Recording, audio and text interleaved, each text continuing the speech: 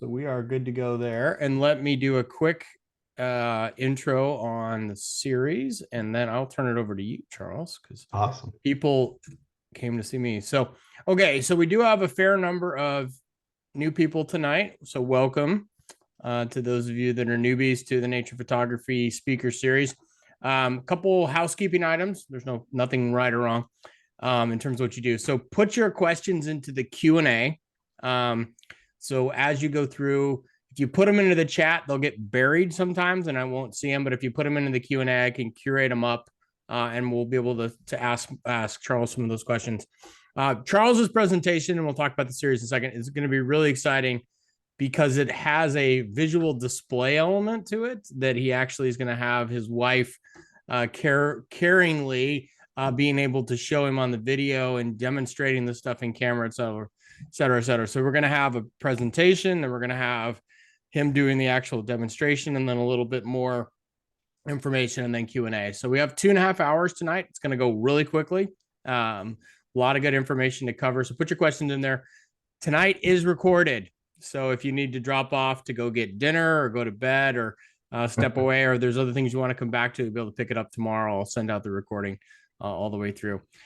So that's the housekeeping items to kind of understand. Nothing you could do right or wrong, just so you understand how to get your questions answered all the way through. So this is exciting. I want to say welcome to the inaugural, I shouldn't say inaugural, the first primero, numero uno speaker in the abstracts, finding unique beauty in the natural world. I'm excited to welcome Charles Needle. Funny story about Charles is when I put out my call, a long time ago, 1.5 years ago, of who I should get for speakers and who they'd want to see or whatever else, Charles responded back and said him. And I was aware of Charles's work. I didn't know he was even on my email list at that particular juncture. So we kept in touch for a long period of time to find the right fit for him all the way through. And I think we definitively found it. I'm very, very excited for this entire series, as are many of you, to talk through a wide variety of topics with some really, really far-ranging, talented professionals all the way through. So my name is Nick Stover. I'm the founder of Nature Photography Classes. So thank you for coming tonight, for supporting Nature Photography Classes and the speakers in the content we bring forth. There will be a small, short 5-question survey after you complete watching Charles's presentation tonight. When you exit out of Zoom, I read every single survey that comes in. So please feel free to let me know of any future speakers you want to see, or formats, suggestions, etc. So thank you for those continued suggestions, because it helps me to guide and shape these future talks. So at Nature Photography Classes, I actually have a mission, and that is to help nature photographers who are interested in deeper connections create more impactful images so they can confidently and consistently express themselves. So I continue to see this on a regular basis when I'm out teaching and practicing. I had the pleasure of spending some time with the Sedona Camera Club in Arizona, leading a small workshop, also doing a presentation with some people that hadn't done nature photography really much before, but were photographers that decided to come out and give that nature thing a try. And they absolutely embraced that concept of connection, as we see all the way through with their work, and really getting immersed into the nature part of our work. So I love that part of nature, how we can connect deeper with ourselves, we can connect deeper with our work, and we can also connect deeper with each other.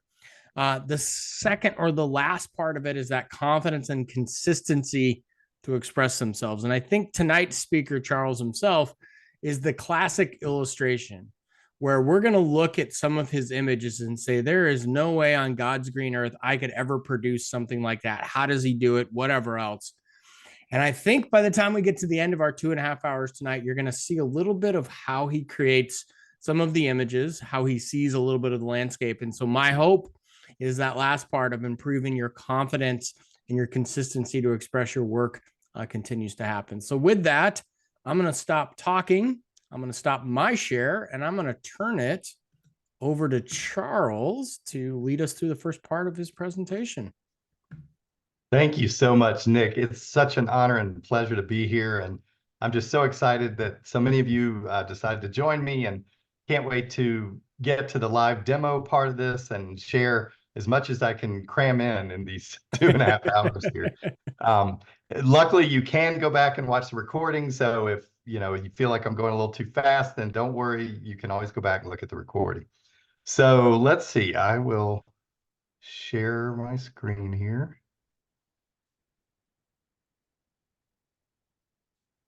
All right. We good to go? How's the We're audio? we're good Yeah. to go. Audio's good to go. Picture's good to go. I think we're on top of it for a Thursday. Great. Awesome. All right. So let's try and define what abstract photography is first. Nick had a great definition in his description of this whole series that you all are about to watch here. I assume most of you probably signed up for all four speakers. I encourage you to listen to the other three as well. Richard has a lot to offer, and so does Sarah. I'm not as familiar with the other speaker, but everybody here, Nick just gets top-notch speakers. So anyway, abstract photography is sometimes called non-objective, experimental, or conceptual photography. And it's a way of depicting a visual image that does not have an immediate association with the object world. And it has been created through the use of equipment, processes, or materials. Now, there's a little bit more to this definition. All this comes from Wikipedia. They go on to define it as an abstract photograph may isolate a fragment of a natural scene in order to remove its inherent context from the viewer. It may be purposefully staged to create a seemingly unreal appearance from real objects, or it can involve the use of color, light, shadow, texture, shape, and or form to convey a feeling or a sensation or an impression. So that last bit there about color, light, shadow, texture, you can do a lot of abstracts of the world and get great images, but it's wonderful to try to convey a feeling or an impression or a sensation. So that's the deeper level that you can get to when you practice a lot of this. At first, it's just fun to try some new things.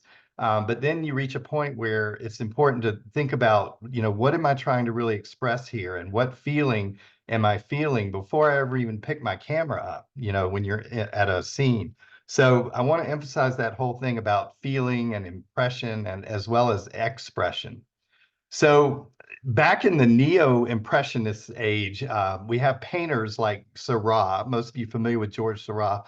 This was more of almost a formulaic way of doing artwork at that time. And it's wonderful to, as photographers, look at art and painting because it's not only huge inspiration, but we can learn about various techniques and all of that, and even composition, et cetera, et cetera. So really encourage you to look up all the impressionist painters and so forth. But anyway, after him, we have de Kooning, and he was doing a lot of abstract work. We're moving more now into just kind of the impressionist age, not so much neo-impressionism. And this was a much looser sort of form of doing abstract painting. Most of you familiar with Jackson Pollock. He would just sling paint on the floor, on the walls, or whatever, and get some interesting images. And then Mark Rothko, most of you probably know him as well. It was more of kind of a modular style. But anyway, all these painters are influential in my work. And even if it's on a subconscious level, I think if the more you study these works, the more it's going to creep into your photography subconsciously. And we all, I think, are familiar with Georgia O'Keeffe. She's been a huge inspiration for a lot of the flowers and all that I do in macro photography. So I did a little bit of research on the internet and came across this one image called Winter Landscape. And some people claim this is the very first abstract photo that was ever made back in 1909.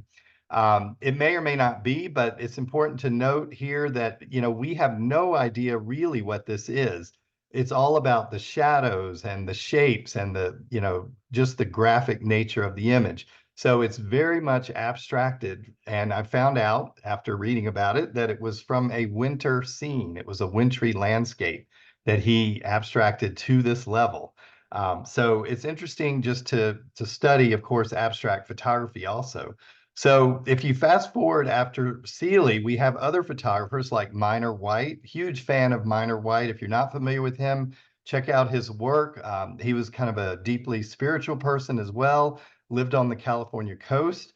like Nick, and he did a whole lot with abstracts.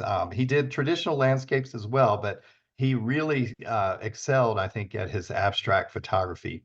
And then we have Ernst Haas, and I'm just touching on different ones that have sort of piqued my interest. There are way more photographers, than these famous ones I'm talking about here. But there's a great book called The Creation that every photographer's library needs to have on it that Ernst Haas did. And it's just wonderful to flip through those pages and study how he made abstracts primarily of landscapes. And then we have Freeman Patterson, who is still living. He's a dear friend of mine. We've taught together actually in Monet's Garden and other locations. If you're not familiar with Freeman, he lives up in New Brunswick, Canada, so the northeast part of Canada. He's pushing 86, I think it is. And my wife and I are going to be able to go with him in August to Namaqualand for 2 weeks to photograph the wildflowers there. It's going to be a personal trip. He invited us along with another couple, and I can't wait for that. I'm jumping out of my skin almost. I'm so excited about that one. Anyway, but Freeman was a presenter earlier on in Nick's series, so you can check out the archives of Nick's speaker series and you'll see a talk that Freeman gave. And he has been a huge influence personally on me just as a human being and as a photographer, all of that. So really great person. And then let's not forget with modern day time, this is just a sampling of drone photography back from 2020, and it's just stunning. And, I don't know if Nick's had a speaker that's talked about drone photography much yet, but it's an up and coming genre of photography. And this kind of work just really inspires me also to think more abstractly and see in new ways. All right, so we're all familiar with Claude Monet, most of us are, and he was really kind of the pioneer of abstract painting when it all started, kind of. And I love this quote from him. He said, "To see, we must forget the name of the thing we are seeing." And it's so true when you look at abstract impressionist paintings. It's all about little tiny brush strokes, and it's almost as if you're squinting at a scene and you can still tell what it is, but it's a much more abstract painterly impression of it. Painters, unlike photographers, at least with garden photography, you generally want to try to go early in the morning, late in the day, and you're looking really more for a bright overcast type day when you do most gardens. But with painting, Monet wanted to paint in his garden when it was a real sunny day because you had the contrast of not only colors, but also tones. And that brings up the point of there are two elements, I think, that are successful for any kind of abstract impressionist painting or photograph, and those are color contrast and tonal contrast. And I think most of you know what those are, but if anybody wants me to try to define those, put that question in the chat. Um, it's all about making work that's not recognizable. We know these are water lilies, but it's not a literal representation. And of course, all of these are Monet's paintings. And loose brush strokes. If you go to the Orangerie in Paris, I highly recommend you do that if you haven't already. If you are ever in Paris, well worth a visit. And if you walk up close, they'll let you get within a couple of feet of the canvases. And it's just unbelievable to look at the layering of paint and how he did his paintings. And so I guess as a photographer, I'm a frustrated painter in some ways because I'm trying to sort of paint with my camera, literally is what I'm trying to do. So there are 7 ways that you can paint with your camera, and I'm going to cover each of these in great detail so that you could go out in the field after this and start practicing a lot of this, hopefully. And I'll get into the gear that's necessary and all that in a minute. So the first is something that I call multiple exposure Monet. I'll explain that and what it is. I had the great privilege of being able to speak or teach in Monet's garden for more than 20 years with private access. We would go in the mornings before the garden opened and in the evenings after it closed. And during that time, while I was teaching and developing different techniques, I decided to sort of coin this one technique, multiple exposure Monet. So anyway, and then the second one is called multiple exposure tilt. I'll talk about a technique that was invented by a guy named Pep Ventosa. soft glow montage, composite montage, intentional camera movement, and then intentional defocusing. That's kind of my own term there, I guess. We have ICM, so let's now have ID, intentional defocusing, and I'll talk about that too. So in a perfect world, if money were no object, you'd run out and get everything on this list in terms of gear. But let's remember the gear is just a tool to help us translate our vision. And what's really important is what's in your heart and your mind and your mind's eye. And you do have to know the technical parts, and it is helpful to have a camera that has fancy features and so forth. But it's not critical. I want people to realize that. We've never had to ask a chef what kind of oven they use if you taste some amazing cake that they baked or whatever. So it's not always about the gear. So you would want to get a camera that has built-in multiple exposure capability. And I'm going to show you a list of different cameras that are out there with that feature. But stand by. If you don't, I have a workaround. So there's a way to do this stuff, even if you can't do it in camera. Also, a telephoto lens is helpful, especially if it has a collar, a lens collar on it. I'll talk about that. A macro lens with a collar is also useful, especially with some of the more creative macro shots I'm going to show you. A variable ND filter is excellent. Example brand, of course, Stingray. Most of you are familiar with Stingray. There's many other brands of neutral density filters out there. The main purpose of that filter is to be able to allow us to create images with slow shutter speeds, even on bright sunny days. So having that for that is great. Of course, the classic use is with waterfalls, but I'm going to show you some other ways to use ND that are kind of interesting. So then we can get into talking about close-up lenses. I'll do that in the second half. A ball head that's got adjustable tension is always helpful. The reason you want it to be adjustable is because you want to have full control, but you still want movement of the camera at different times. And it does not have to be a ball head. If you have a tripod head that you're in love with and you've used it for years, stay with it. I'm not saying you have to switch to a ball head. Lens Baby, I'll talk on that a little bit. And then let's not forget the smartphone. I will touch on a couple of apps that will do stuff with this as well. So these are just some of the SLRs out there that have multiple exposure capability. It's not a complete list.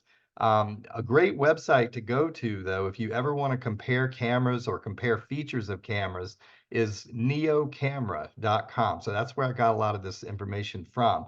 You can put in, what features you're looking for, and it creates a spreadsheet and shows you all the different cameras that have features.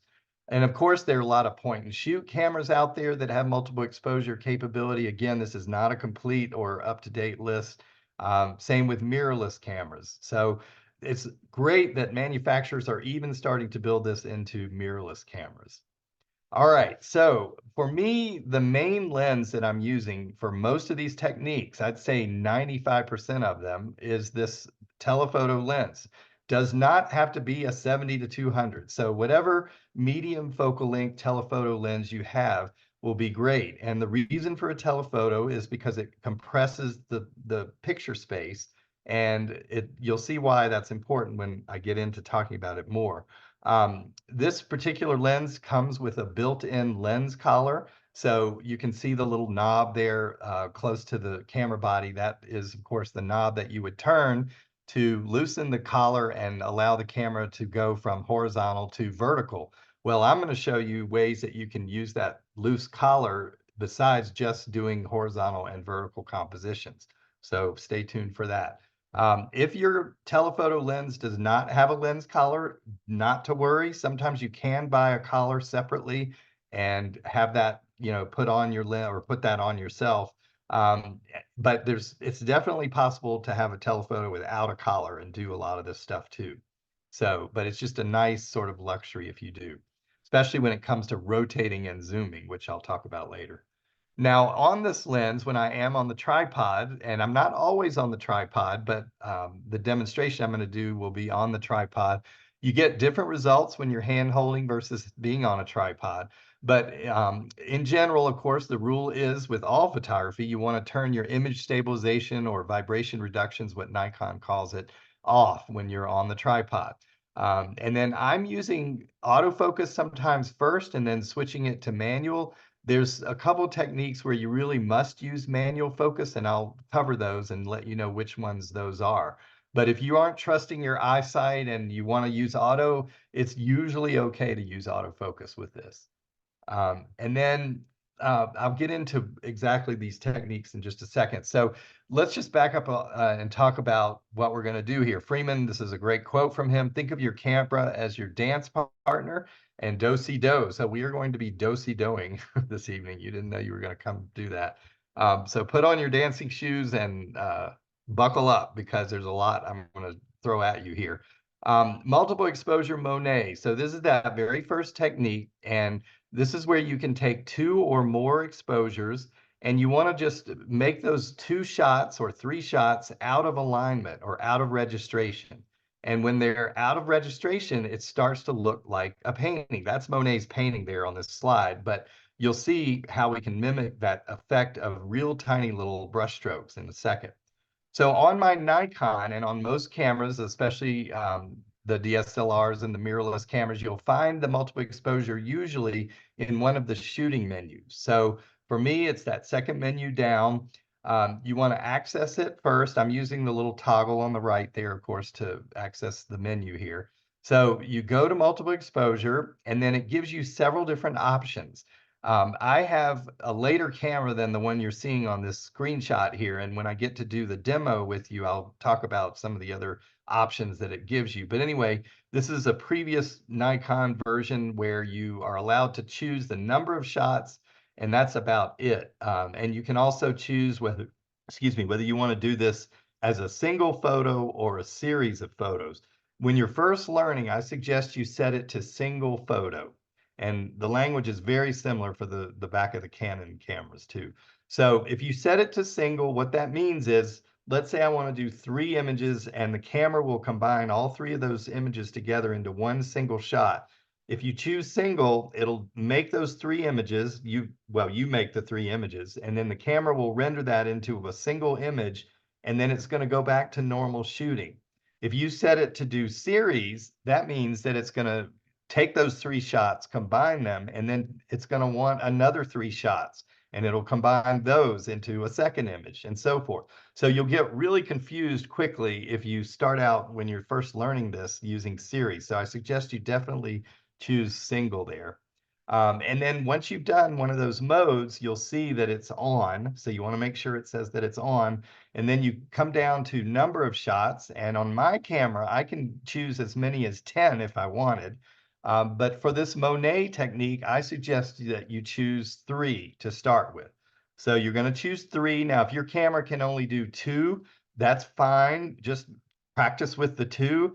And then I'm going to show you a workaround if your camera can only do 2, which is the same workaround if you don't have in-camera multiple exposure capability. So in this case, I've chosen my 3. Then I'm going to go to auto gain. Whoops, sorry. The auto gain is on by default. You don't even actually have to mess with that. And what it does, at least on the Nikons, is I like to think of it as the magic elf inside the camera that kind of does all the exposure compensating for you.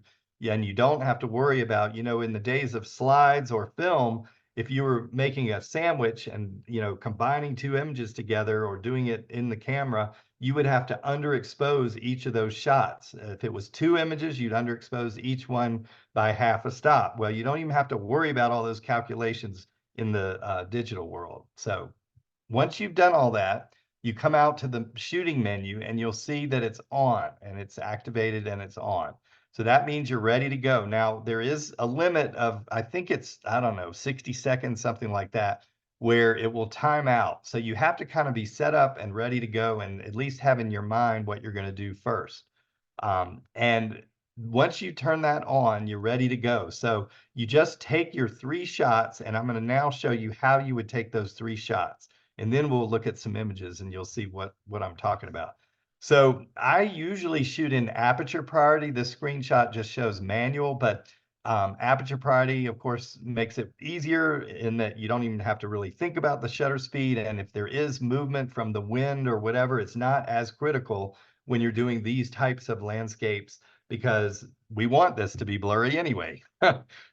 So the freedom in doing that is great. And also you can use a small aperture here. And the reason for choosing 16 in this case, or you could go to 22 or whatever, is because when you do use that smaller aperture, it's going to make the little bits of color look like brush strokes. If you were to use a wider aperture, you can try that and experiment with that. I'm not giving you hard, fast rules here, but you get a little bit softer look to the overall image. So you can play around, as much as you want with that. And of course, when you're hand holding, you might want to increase the ISO more than I have here, but I'm on a tripod in this case.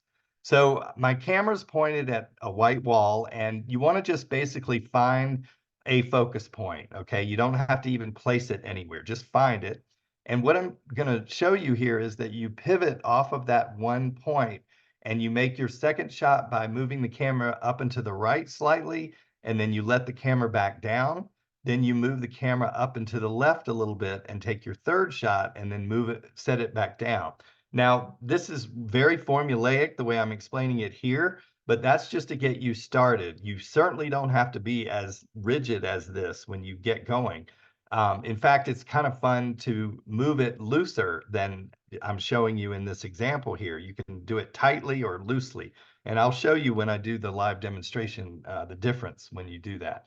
But anyway, that's essentially the way you're going to move your camera. So this is not really ICM or intentional camera movement.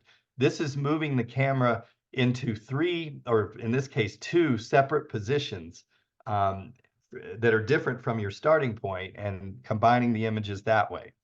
So here we are in Monet's garden. What better place to practice this stuff? Nothing wrong with this as an intimate landscape of a garden scene, or, this could be anywhere in nature. And I learned early on, well, I didn't learn early on. I made some mistakes early on practicing all of this. And in this example I'm about to show you, it worked beautifully in the midground and middle ground and background, but not so much in the foreground. And I scratched my head like, how come that didn't work as well in the foreground? Then I came to the conclusion it's because those pink tulips there are kind of blobby, and you want to be far away from those blobs. You have to have small-ish points of color. And again, tonal contrast, color contrast, we have both of those elements going on here. Those are the two key ingredients to any successful expressive or abstract landscape, in my opinion. So anyway, here's what the final result looked like. You have to get used to this. Yes, it looks like a blurry image, and you may or may not like what I'm showing you, but this was a real early example, so I'm not in love with it as much as some of the ones I'm going to show you after this. But it's fun to just play and experiment and see what you get. But the middle ground and background were really quite interesting in this, and I could probably just crop that and make it even more abstract that way.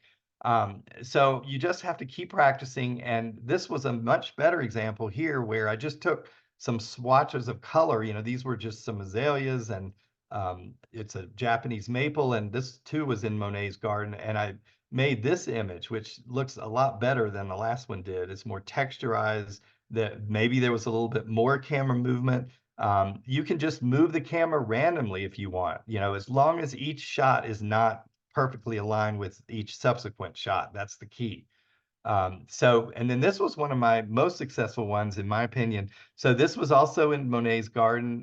Nothing wrong at all with that shot. Great, image of his garden. And I do shoot a lot of sharp, literal images, and love it. But after you've exhausted all those possibilities, why not try something like this? So in this case, I do remember I was on the tripod, but I loosened the ball head enough to where I had some control, and I moved it a little more loosely than I showed you in that how-to example of, with the white wall there. So this was more than 3 exposures. In this case, it was probably 5 or maybe even as many as 7. Why I keep picking odd numbers, I don't know. Really doesn't matter. You could do, 3 or 2, 4, 6, or 8. But anyway, I started jumping up and down when I saw that image on the back of my camera, and it's like, holy moly, look what we can do with something that, is pretty to begin with, and it's all planted in the way Monet wanted it for his painting. But why not try painting with your camera as well in a setting like that, or any setting that has those elements of contrast? And then this actually is an example that I'm going to work with when I do the live demonstration. So I made a large print of this image to show you what's possible. But in this case, what I did here was I remember being hand holding on this one, and I moved the camera pretty radically. I would say at least 3-4 inches apart each shot. And I think I definitely did as many as 10. And what I did was try to keep the camera in the same spot most of the time. And what attracted me to this, I mean, I would never just take a shot of that and say, you know, this is a image of the garden. I mean, it's okay, but it's nothing super compelling about it. But what attracted me was that large area of dark tonality with the coleus. So I tried to kind of place that in the third. You know, all the rules of composition still sort of apply here, and you can't get away without that. You know, it's still photography. And so I made the shot, and that's what I ended up with. And again, I was just like, I can't believe this on the back of the camera, you know. So if you can't do up to 10, like I said, stand by. I'm going to show you the workaround for that if you can't. But to me, this is just like a completely new way of thinking and an exciting possibilities that you might not have thought of before. Here's a lavender field. This was up on Whidbey Island, which is, I used to live in Seattle. I miss Seattle. Hello to those of you from the Pacific Northwest. Anyway, things with repeating negative space, like a lavender field, are wonderful for trying this sort of thing. And that's how I did that one, just moving the camera slightly out of alignment each time. You're going to have a lot of failures, but then you're going to have some successes. So, like I said, keep practicing. Now, this was one where I challenged myself on a very complex landscape to try to do the 10 exposures. And I think it worked all right. But of course, you need to view these at a distance. They do look stunning when printed on canvas, by the way. So I encourage you to, if you do a lot of this type technique, this one in particular, it's great for that. And this, you know, probably make a great jigsaw puzzle too. I don't know. But anyway, it's just fun to keep practicing and playing, and every once in a while you land one. This was in England. I'm going to be going there in May, taking a group to visit 14 different private gardens in the UK. I'll be doing that again, probably in 2026. So if you're interested to go with me on that. But this was an amazing garden called Great Dixter. We got private access here, and it was it was kind of sun in and out there. But because of that contrast of tones and colors, I noticed particularly the little orange blossoms standing out against the shadow under the tree. So I decided to, you know, play with that. And on this one, I think I probably did like at least 7 images to get that impression there. And then this is another one from Monet's garden. Again, I learned with the whole thing about big blobby spots of color, the white daffodils in the foreground, not so great, but the middle ground and the background and the tree, all of that was great. So I probably should just crop off the daffodils there. It would look weird, but you know, you learn from as you go. This was in Napa Valley. I did a workshop there once. It was a lot of wine drinking and photography. And it was probably getting to be 12 noon when I made this image. Everybody else was packing up their gear, and I was wanting to sort of soften all the shadows in that, you know, it was a elevated view looking down on the vineyard there. So again, just like the lavender field, anything with repeating pattern works great. And then I know this is a nature photography seminar, but I couldn't resist throwing this in. I mean, yeah, okay, it's a tree, it's nature, but why not try this with Christmas lights? You know, it's like, to me, that's so boring. So I'm never going to see Christmas lights ever the same way. So try that Monet technique on Christmas lights when Christmas rolls around. This is another garden near Seattle where they do all the flowers and shapes of lights. Anyway, all right. So I don't know if you want me to pause with questions here, Nick, or keep going. I mean, we may never get through it all if I pause now. What do you think? Um, I think we have a couple questions. It was, but I think we can keep going and then come Okay, back to them later. So, sure. Thanks. Okay. The next technique I refer to as multiple exposure tilt. So this is essentially moving the camera up or down in very, very tiny increments. And the emphasis here, and with this technique, as well as the other one I just showed you, the multiple Monet one, you're not moving the camera much at all, at least to begin with when you start practicing this. A little movement goes a long way. So a lot of you have probably done tilts on trees, where it's a single swipe, a single exposure going up or down. This is a similar idea. However, you're not making the image while the camera's moving. You're just making a shot, then moving the camera down or up in a very small increment, and then taking a second one, and so on. It doesn't seem to matter whether you go up or down. However, if you have a sky up above that you don't want to include in the frame, then I suggest you start just below that sky and come down. But this was a weeping willow in Monet's garden. Another time when I was living in Seattle, I went up to Mount Rainier one winter, and I kind of squinted at this scene. A lot of times I squint in the field. It's weird, I know, but it helps. So squint if you have to. But this was some trees where there's a pattern there, or a rhythm going that I saw. And of course, very strong contrast. And their trees had space between them for the most part. There are a couple that are bunched up there toward the left-hand side, but I've set the camera up and started doing the tilts. And I think on this one, when you do these tilts, again, you want to be at the smaller aperture in general. Again, all these rules are meant to be broken, but start there at a small aperture and then go up or down and see what you get. And I would say probably about 7 or 9 shots would work great for these. You can try it with fewer than that, but I've found in general you need about that many. So here's the result that I got with that situation. So I just love the element of surprise with this. You never know what you're going to get. It may or may not work, but it's worth just trying a lot of times. And the newer cameras have blend modes. So you can set a blend mode. They have average, light, and dark, and very similar to Photoshop blend modes or Lightroom blend modes. But this one is just straight out of the camera, and it's basically what Nikon would refer to as average blend mode if I were to try to recreate this with my newer camera today. Anyway, this is another one of some aspen trees. This was on Kebler Pass. Some of you may know that area very well. In the spring one year, and I loved just how it softened. There was like some ferns growing in the forest floor, and just moving the camera in tiny little increments. It just texturized the ferns there. And you want to also try to find a spot where there's space between, each of the trees to make it even better.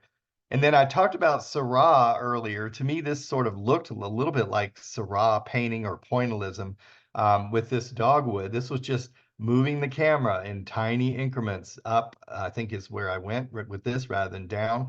I did look for a dogwood that was isolated, that had a fairly clean background. And by clean, I mean, there was no other distracting colors or tones in the background, so that I could really just kind of isolate the tree.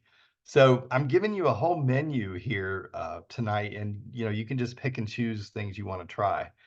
Other ways of doing this, if you don't have in-camera multiple exposure built in, are to get a neutral density filter. This is the one I was referring to earlier, happens to be made by Stingray, where you can dial this back. This one will go up to 8 stops that you can eliminate here. And essentially, those of you that aren't familiar with what these filters do, we're decreasing the amount of light that is hitting the sensor or the film or whatever it is. But this is a much better way. If you did have that filter, by the way, you would make very small jerky motions, for your movement, and it would look as if you did multiple exposures. But you would need to have an exposure time of probably at least 3 or 4 seconds to do that, to get anything that looks like it was a multiple exposure. To achieve that, if it's a sunny day, you're going to decrease your ISO as much as possible. And you may even want to throw a polarizer on top of the variable ND filter. You really just need to, and then you're going to stop the lens all the way down. F99. Don't you wish we had F99 sometimes? Anyway, this is the way you would do it, though, that I think is a little easier and more reliable. So those of you that don't have the built-in capability in your camera, check it out. Look in your menu or in your camera manual, and it'll tell you whether it'll do multiple exposures and how many.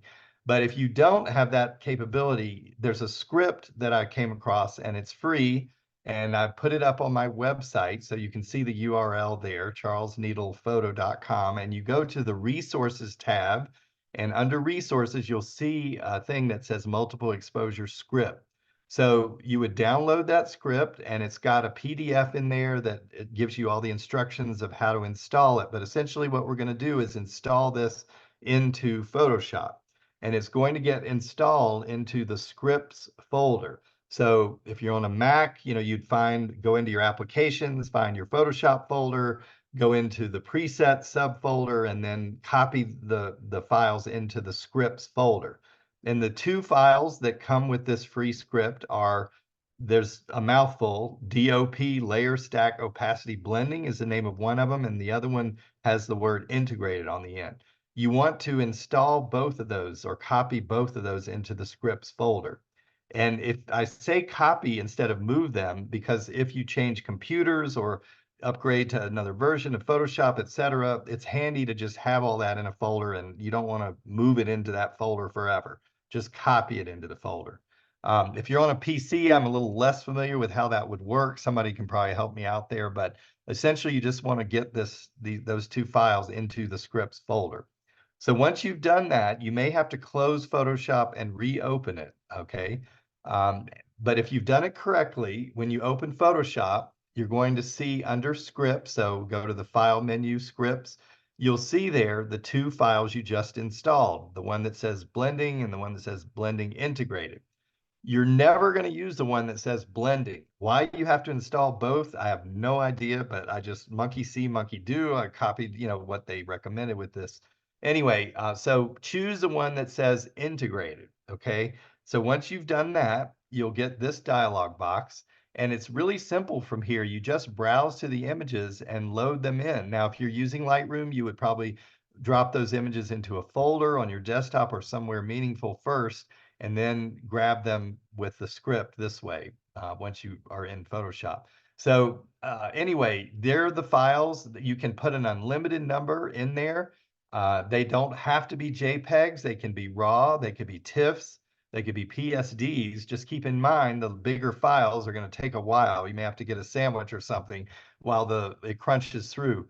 But essentially, after you browse to the images, you don't want to check that first box, okay? That's going to defeat the purpose of what we're doing here. So don't check the box that says attempt to automatically align, because we're not wanting to align the images. So leave that unchecked. And if you are familiar with smart objects and work with smart objects and savvy enough to know what they are and all of that, you could check the box that says create smart object.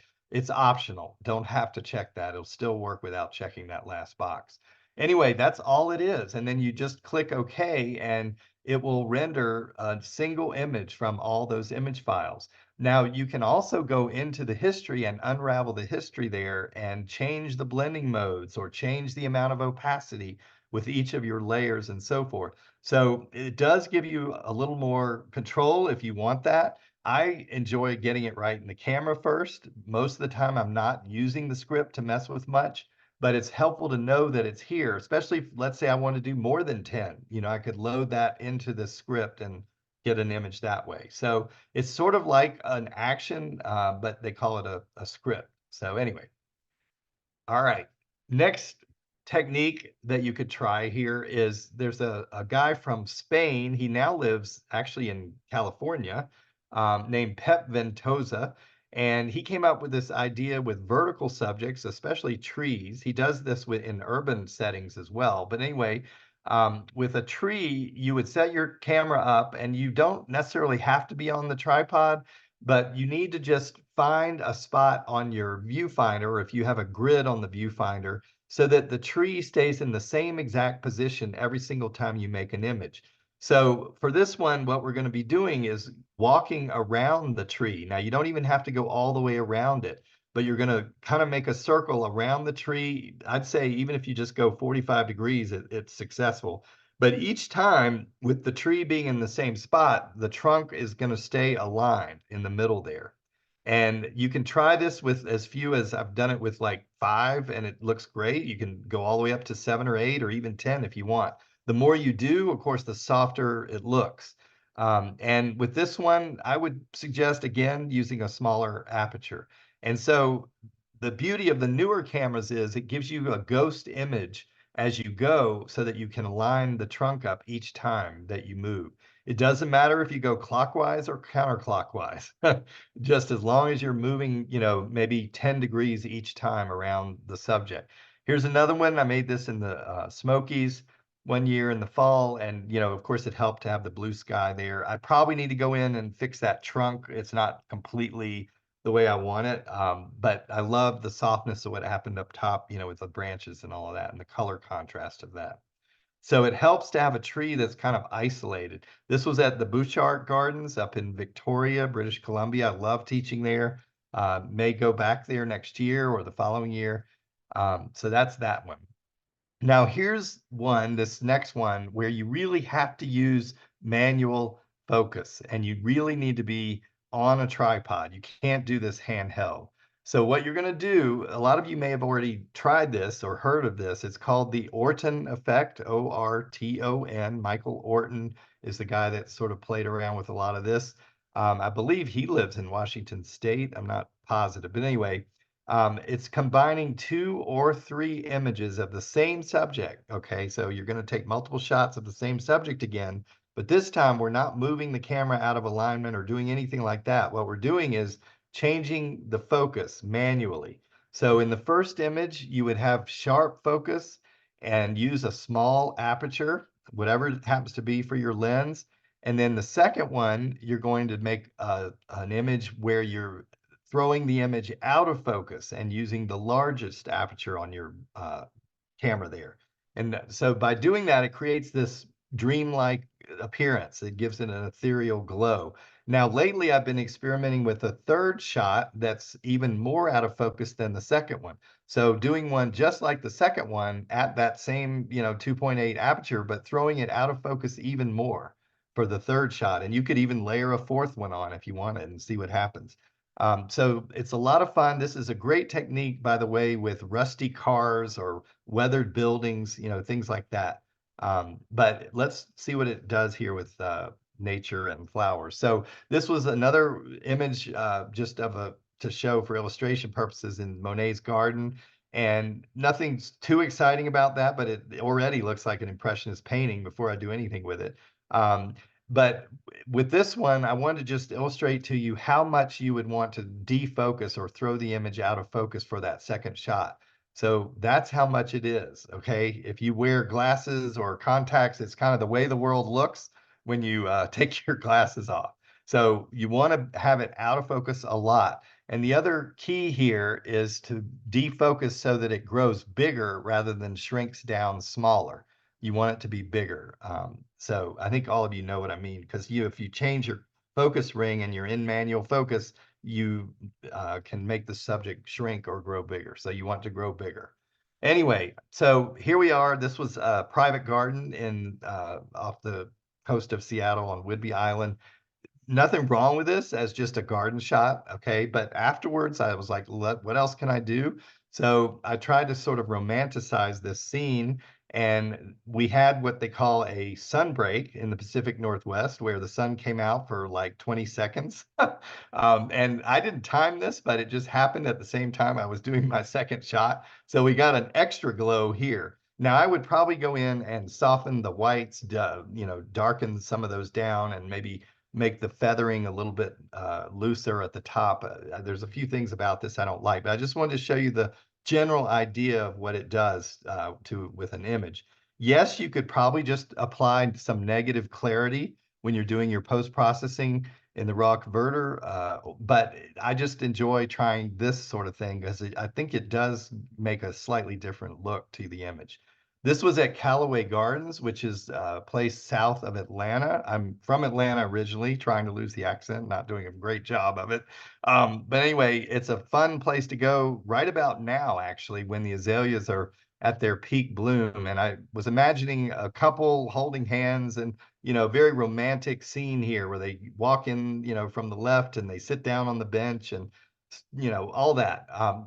So that was what was going through my mind, and that's the feeling I was trying to convey here. Again, we're trying to convey feelings it's easy to get caught up in the techniques of all of this, but think about trying to convey a feeling. That's the hard part. That's really hard to teach. Here's another one. This was at the Bouchard Gardens up in Canada. I mentioned that garden before. Amazing place. If you've ever been there, you know what I mean. I mean, there's not a weed in the whole place, and it's just amazing. They've got 5 or 6 gardens. This is a view looking into the rose garden that you don't often see. It's sort of from the side at a not a secret location, but a location that's not easily noticed by the public. Um, but here's another one too, where you can zoom in and just do even tighter shots like this. You know, this was just showing the cherry blossoms and the wisteria. So wanted to just kind of see what would happen with that. So this may be your favorite one. You know, you may hate the Monet thing I showed you, and that's totally fine. You know, whatever turns you on. I just want to give you a menu here, and the hope is that I'm inspiring you enough to really run out and try some of this stuff, especially now with all the things coming into bloom here in North America. Um, so here's another one of a tree, and again, I was looking at the tree being very isolated against the darker tonalities of what's behind it, and knew that that wouldn't be too distracting. I could have tried all kinds of other techniques with this tree, but in this case, I did that glow, and the wind actually helped me out here and started blowing a little bit and blew the top part of the tree during the second exposure. So, you know, sometimes you get lucky and get different effects like that. And you can try this soft glow montage with close-up subjects too. So in this example, I broke the rule. So remember I was telling you do your first shot at the small aperture.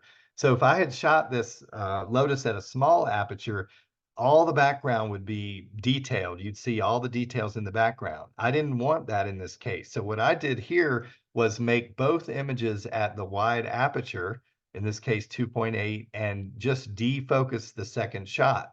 So you can just try something as simple as that if you're trying to do some macro images. This was, I believe, with a telephoto lens, not a macro lens. Here's another one where I do remember using a macro lens with this. This was a tulip, and I just wanted that same idea where the background stayed soft, and I did both at the wider aperture and just defocused the second one. So now I'll talk about composite montage. So this is where you can take two images that are the same or different and combine those. And again, if your camera can't do it in the camera, you can use that script. So here we are with two subjects here, one being just texture and the other being the flower. That's a classic example, of course. And I encourage you to keep files of textures if you don't already. It's wonderful for doing this later on. Here's another one with the same lotus you saw earlier where I did the soft focus technique. But here I decided to do a composite, and in my mind I was thinking, oh, you know, that's such a bright tone there. Why not find something that's a darker tone to kind of sandwich it with or marry the two together? And by having that tonal contrast, the duckweed bled through on that. So just different way of seeing. This was in the Netherlands. I'm actually going to Keukenhof in a couple weeks, doing a tour there. And this is just playing around. Actually, I think I might have been using my phone with this one, doing a shot of a tulip bed and then swinging the camera up or the phone up and doing another one of just the trees. So, you know, like I said, just play and experiment. This one was made at Keukenhof as well, and it's just tulips, you know, with grass behind them. But what's giving it all that texture is some white tulip petals that had gathered in the corner of a pond. And I just filled the frame with that for one of the shots. And it really doesn't matter which order you do it. You can experiment, but it doesn't matter. But if you do have the ability to change the blending modes, you can get a little more creative here and see the different effects with lighten, darken, etc. But when I made this image, I didn't have that capability. So I just did it with kind of an average exposure reading. But what lighten does is it emphasizes all the light tones in your image, and darken's going to emphasize all the darker tones in the image and makes those kind of stand out more. So that's what those blending modes do in the more modern cameras. Here's an example too where I just had this, you know, image of the texture or pattern off of this metal wall hanging and combine that with a Gerber daisy in camera. You could do this in the script if you know, can't do it in camera. This is nothing more than the grass, green grass combined with the pagoda here, just the texture overlaying on there. Here's another one that was the same subject twice. So the first image of this fiddlehead fern was the one that has the water drop. That's a real water drop. It was pouring rain. I'm on my stomach on a brown cloth, holding the cable release in one hand and umbrella in another. I mean, it was really pouring. So that's a real drop there. And I made the first image, and then I set the camera to do 2 multiple exposures. I did both of these, by the way, at the wider aperture because I didn't want the background to be distracting. And then move the camera up for that second image, and Mother Nature caused the drop to drop there. So that was actually, I think, a happy accident. So I call this image serendipity because of that. Now, there's a little known feature in a lot of the cameras now. It's even in some of the mirrorless cameras called image overlay. That's what Nikon calls it. Canon calls it something slightly different, but you'll find it in with the multiple exposure menu.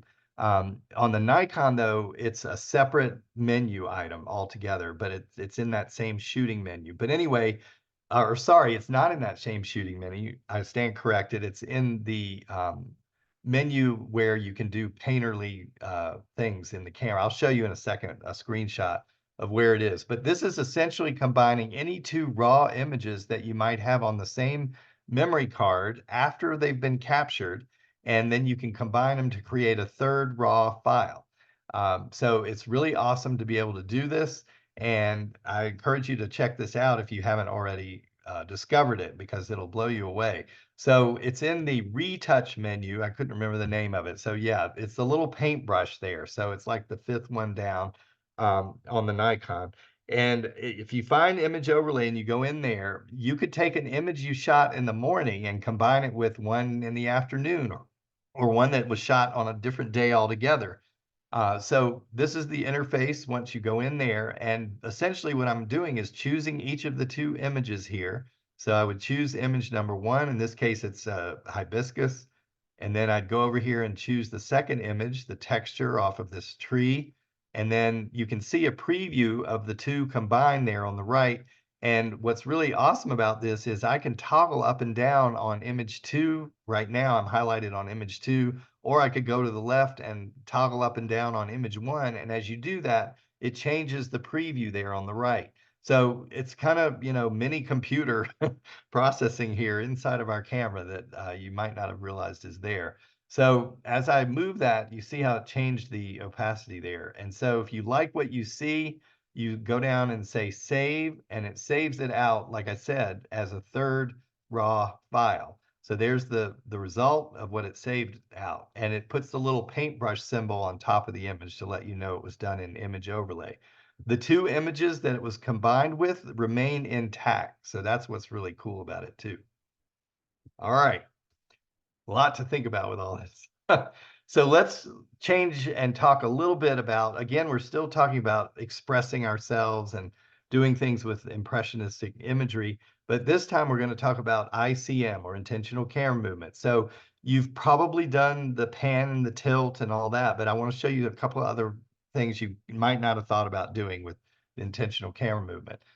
So this is not something I do very often, but I just threw it in to show how, with the optics of the lens, if you spin it, of course, I loosened the collar on my telephoto lens here to do this. The center tends to be sharper, okay, than the outer edges. And that's true no matter what kind of movement you do with the camera, whether it's spinning it or zooming in and out. It's still going to be sharper toward the center just because of the way the optics are.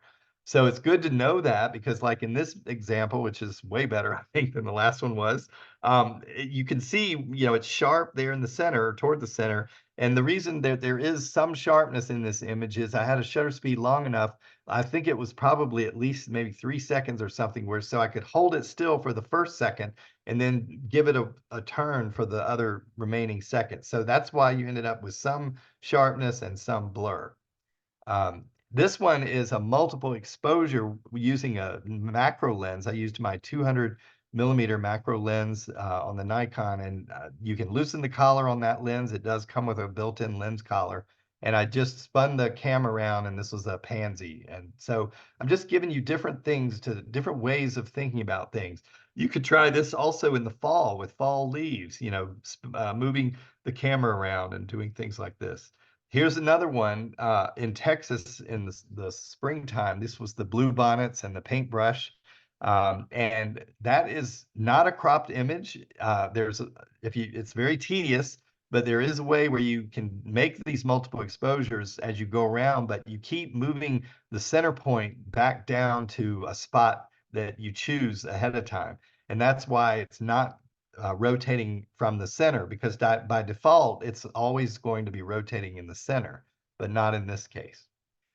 Here's another one where I did a zoom. I call it kind of like a slap zoom. This was in a little chapel. And of course, I was able to get the top of the Bible in there on the altar. We got private access to this little chapel with my group. And it was just tons of fun because you had all this color on the wall. And we set the camera up and, made sure the cross was in the center and tried something a little different with that. You could try it like this, of course, with flowers. And then everybody, I think, knows the classic way of panning. Now, in this case, I panned in the direction opposite the way the waves were coming in. So I would experiment with moving it opposed to the wave movement and also with the wave movement, both ways, because you're going to get a little bit different results both ways. But I think most of you probably know, if you've tried this, it's a great thing to do before the sun comes up or after sunset, because there's still plenty of light in the scene to do this. And digital is a sponge, of course, for light. And I think on these, most of the ones that you're going to see here, I was using, I think, around a half a second for the pan. But again, it's digital, so bracket the times of your shutter speed and just play. Here's another one of the ocean with the, so in a lot of ways, this could be similar to what Mondrian was doing in his paintings. We've abstracted this into rectangles. And that's another point here. It's a great thing to dissect your images, especially if they're abstract like this, or even if they aren't as abstract, into shapes and just see, what shapes are in this image, and give yourself that little exercise because it helps you with composition as well. Here's another way of showing. In this day, I was feeling very joyous and exuberant, so I wanted to express that exuberance. And I just moved the camera kind of to the right a little bit, and then moved it back to the left a little during a long exposure. In this case, it was more than a half a second. I would say a couple seconds on this, because you at least have to have some time to move it back and forth. But I kept the camera very still for the first split second so that you'd still have sharpness amongst the flowers. And I also paid attention, I squinted ahead of time and paid attention to the color contrast and tonal contrast here, and made sure I picked an area where the flowers weren't all bunched together too much, and that there was an even amount of negative space kind of around the flowers. So that's important to look at too if you're trying to abstract things. Now, this is a super abstraction here. This is just ocean and sky. So for this one, I do remember using the variable ND filter, and I think I probably had about a 7 or 8 second exposure on this one, so that it allowed me plenty of time to just literally, I was pretending that the camera was a paintbrush, moving it, diagonally in one direction and diagonally the other way, and just making it super, super abstract. Fun to try this. You don't, want to render every single scene like this, but it's so much fun to just let go of all the rules that we've learned and just, have fun and hang loose like this. Here's another one where I just did a vertical pan on these. This was back in, we're now back in Texas with the wildflowers.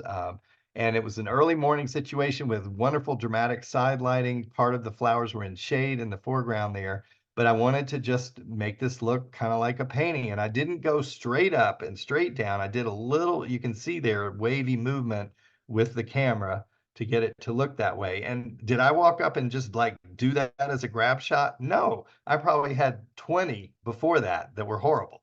So practice, practice, practice. You're not going to necessarily get it right the first time.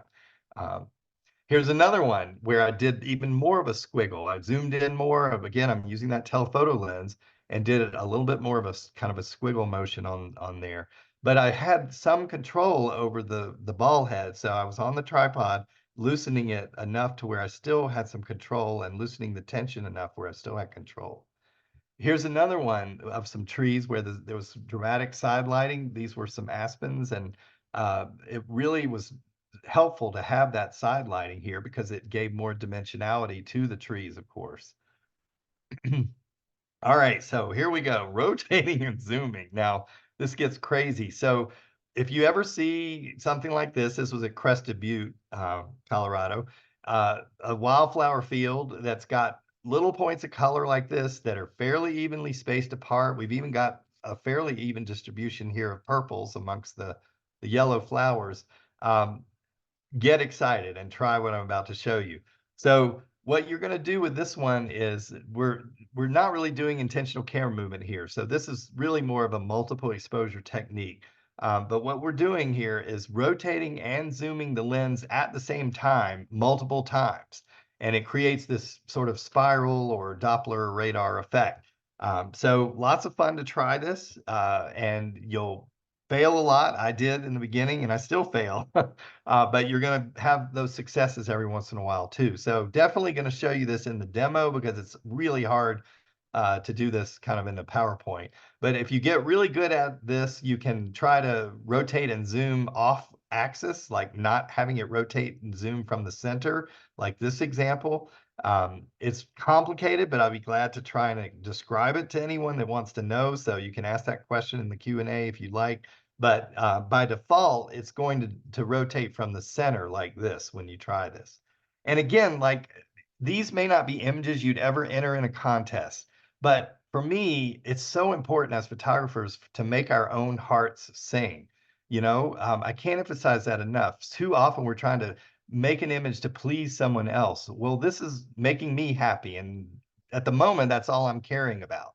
And it's also, I think, making us see more deeply and be better photographers in whatever we photograph. And it's going to help strengthen that visual muscle, and you'll just start abstracting things the way you might not have ever thought of doing, if you were just concentrating so much or fixated so much on the straight literal shot. So I'm so glad Nick's having this series because I think it's very important to have as an adjunct to all the other type of photography that's out there. So here's how you would do this, rotate and zoom. And again, my wife, Missy, is going to help by filming me do this, and you'll see exactly how the camera is moved. But I made this little movie to sort of show you. But essentially, I'll skip this for now because I want to run you through it when I do the live demonstration. But you can try it with other subjects too, like these tulips. I was looking for the odd tulip in this amongst this group of tulips, and it worked out great because it was just that green, all the petals in between the colors of the tulips just got spaced evenly, and it made it into a really interesting kind of spiral. So can't wait to look for that same scene in Kuchenhof again. They don't always plant the exact same tulips, but hopefully I'll find something like that. Here's another one where I did a rotate and zoom, and you wouldn't believe I've got the original scene of this in my book, which I'll talk about at the end of all this. But the scene was just some azaleas in a forest with like grass and trees and whatever. But by doing this whole rotate and zoom and doing it off axis, I was able to make an image like this. So again, I can just walk you through how to do that. Happy to show you, but it's a little more advanced. Try to get the other one down pat first. But I'm happy to talk about it tonight if you want. Here's another one where I did the rotate and zoom from the center. This was just somebody's garden. And then, on this, I was in a lavender field where there was a single flower, and I was able to do that rotate and zoom off of that one single sunflower. And it helped, that there was the lavender behind it without many other flowers and not much in the foreground either, other than some real small yellow flowers that were not, as dense as that sunflower was. So it made for a nice sort of complement to that. And then this is crazy. I'd probably never do this again, but I threw it in just to show you, even with a tree or something, you could do that whole rotate and zoom. And then even something as boring as a basket of flowers, like this was just, I'm walking along in Crested Butte downtown. I have to have my tripod with me. And I did a rotate and zoom on all of these because I thought, well, that's kind of like a field of flowers with even space in between, and you got all the colors distributed evenly. So let's try. And what I did was place the petunia that you see on the left-hand side that's on the edge of the frame. I placed that in the PowerPoint and did the rotate and zoom off of that one flower there. So kind of looks like a 60s t-shirt, but anyway. This is another one where I rotated and zoomed 5 times clockwise and 5 times counterclockwise. So try something like that too. That'll make your head spin. And you can get some really cool stuff. This actually happened to be in Freeman Patterson's garden. He invited me over there one day when I was up in that area, and it was a whole do-si-do party of doing things like this. Here's that same one I showed you before in the context of how much you should blur the image, but I've got it in here again to show you that this would be a really good candidate for doing a horizontal panning, and not straight across, but almost like a squiggly motion. So you'll see here what I did with that. So that's all I did, was just kind of move the camera across. And again, you do have to have a shutter speed of at least a couple seconds to be able to do one like that. You can't just pull that off in half a second. And then here's another one where this is a tree, just, what if? I'm always asking, what if? What if I, move the camera down just a little bit, and almost like kind of a little swoop down, and see what that does. I mean, I'm not super in love with that, but why not try things? Now, I want to just talk a little bit about in what I call intentional defocusing. Now, I've judged lots of images in many contests, both nationally and internationally, and there's some amazing images out there. And I'm not a proponent of every image has to be tack sharp. However, in those situations where it is a landscape and things like that, where you expect things to be tack sharp, yes, it should be. But in more artistic, abstract situations like this, I hope you realize I really intentionally wanted that to be very, very blurry. So you don't want to leave the viewer guessing or wondering when you're trying to do an image like this. You want to be very bold and definitive about defocusing. This was a macro shot. It was all about just enjoying the colors and the play of the light and the different, shapes that were being formed and so forth. Did I walk up and make that image in a split second? No. Again, it was like probably a whole morning with that one flower. And that was toward the end of the, time that I spent with it. So again, these are not images that you just walk up and take. You have to slow down. It's almost a meditative process, really, some of this, and be very open and just play.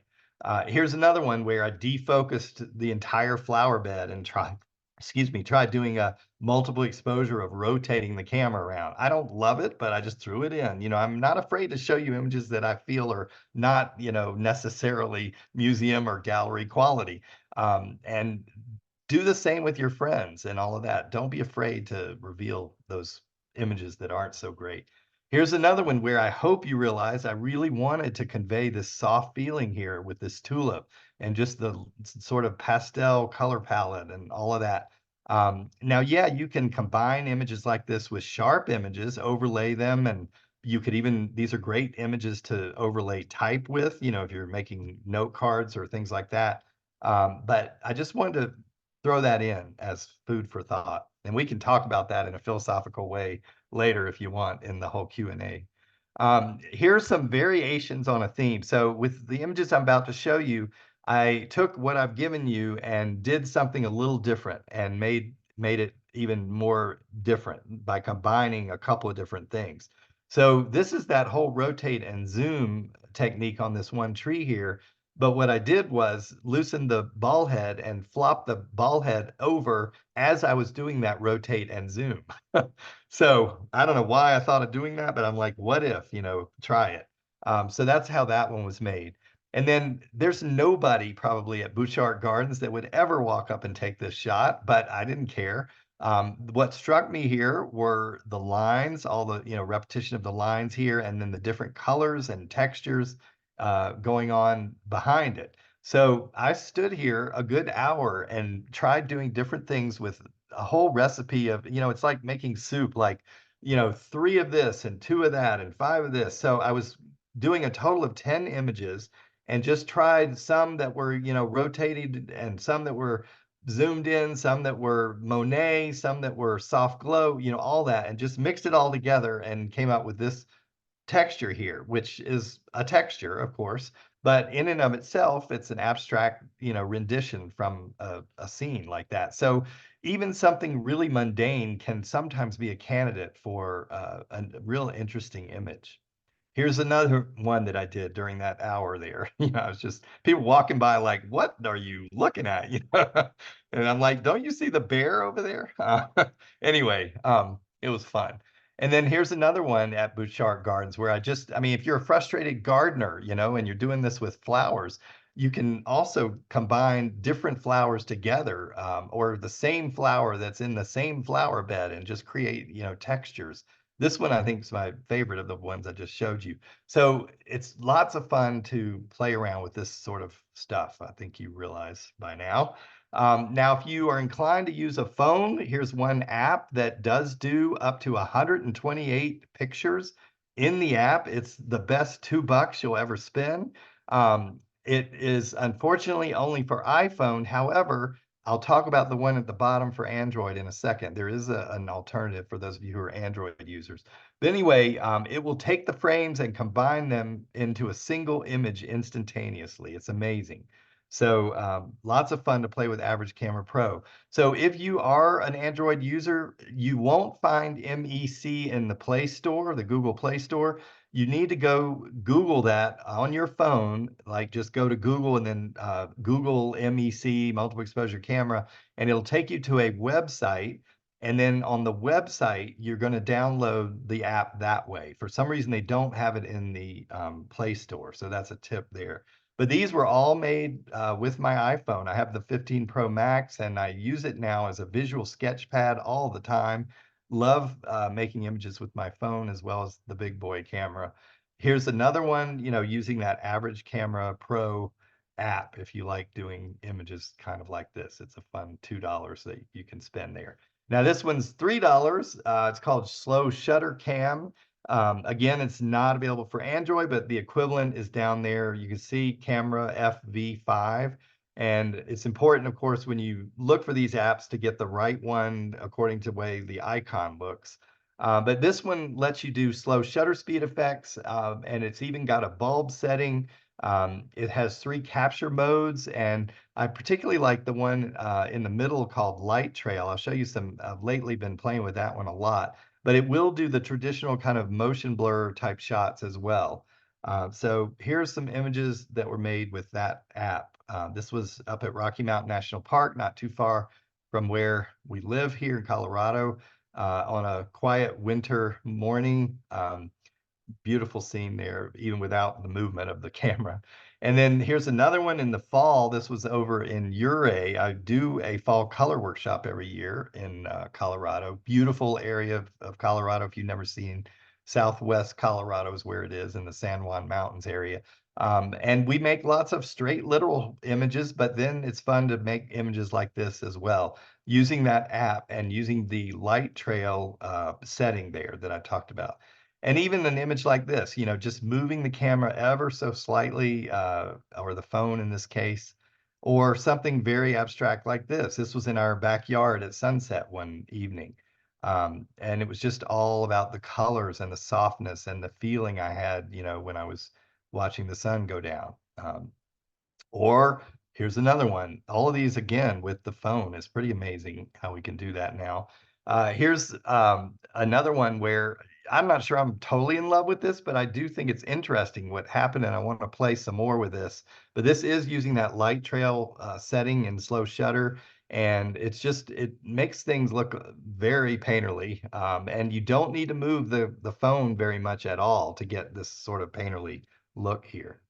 And then you can even do soft things like this by moving the phone with that app. So now we're going to switch gears for a second, and it's going to take a second just to get everything going here. My wife, Missy, is being very kind to help with this, and you're going to actually be able to watch me do some of the techniques I just described to you. And then we'll come back after this, and I do have a little segment. It's not as long as that one was, to talk to you about some ways that you can do macro photography that's a little bit different. So stay tuned for that after this.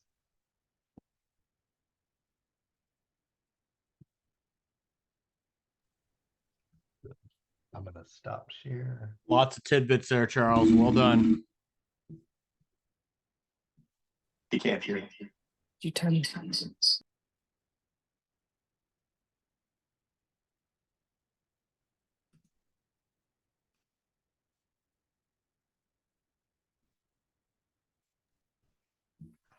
Charles, you need to unmute Yeah, Melissa's. sorry. Yep, no worries. There we go. Can you hear me? We can hear you. We can see you. Practice this earlier and hopefully it'll go off without a hitch. So here I am with the 70 to 200 lens I described. And just because we're indoors and it'd be complicated to try to do this demo in the field, although someday maybe, I have this on an easel, one of the images you saw in my demonstration, and I'm going to fill the frame with that image there of the flowers that you can see on the easel. So I'm set up on the tripod here. I'm going to first show you the multiple exposure Monet one. But before I even get into the shooting part of it, I want to go into the menu and show you exactly the way you would set the menu on this. So let's see, here we are. So in this camera, this is a little different from the one I showed you in the lecture just now, but it's in the photo shooting menu and you can see multiple exposure. So this camera allows me to do other things besides what I showed you. So I will go in here and make sure I set single photo. You can see single photo. And then I'm going to come down and choose the number of shots. So in this case, we're going to try that Monet thing, and I'm going to actually try it. Well, I'll do it several ways. Let's try first with as few as 3, just so you can see the difference of what it looks like with more than that. I'll try it with 3 and like maybe 7 or something. So once you've chosen that, you just hit the OK button, or you can just do the middle there of the wheel. And then you want to also pay attention on these newer cameras to overlay mode. So most of the time, I recommend that you are in average overlay mode, but you can see here where I have additive or lighten or darken. So like I said, I'm not quite sure with add what that means, but what it does, but lighten will make all the highlights in your scene more prominent, and darken will make all the darker tones more prominent. But most of the time, just set it to average. So there's average. And then another new feature here is about keeping your exposure. So in this case, I can either keep all the exposures or not. If you keep all the exposures, you would have the flexibility of going in and using the script to do your multiple exposures that way. But if you don't want to mess with that and you want to save space on your camera, you can set this to be off. So I'm going to just set it off. Okay. All right. So here we go. That's all we need now. So I'm going to just go back out and hit the menu button. And now we're back out, and make sure it says on here. So that means that it is in fact on. All right. So the way that you shoot this is what is really kind of interesting, because you might not suspect that it's this easy. So I have a little bit of play in my tripod here if I move it around. Okay.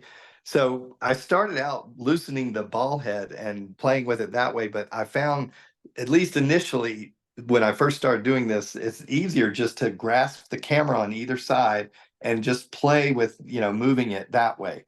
So little movement goes a long way. So I'm going to just do these 3 shots right now and show you. So I am in aperture priority. I'm at f16 because I'm on a tripod. I've got, the image stabilization turned off, and I'm using manual focus in this case because it's pretty easy for me to focus indoors like this. And so here we go. Shot number 1, there's absolutely no movement of my hands at all. Shot number 2, you can see I'm moving it kind of up and to the right a little bit, forcing it. Take that shot, let it back down. And then I'm going to go up and to the left just a little bit and take the third one and let it back down.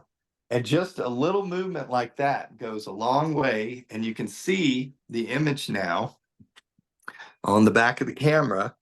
Whoops. It's hard to get the sharpness on that. There you go. Whoops. I mean, it's not a sharp image to begin with, but on here, let me see if we can go in a little. Yeah. So now you can see, I mean, there's some glare, but you see the effect of what it did, especially these flowers up in here.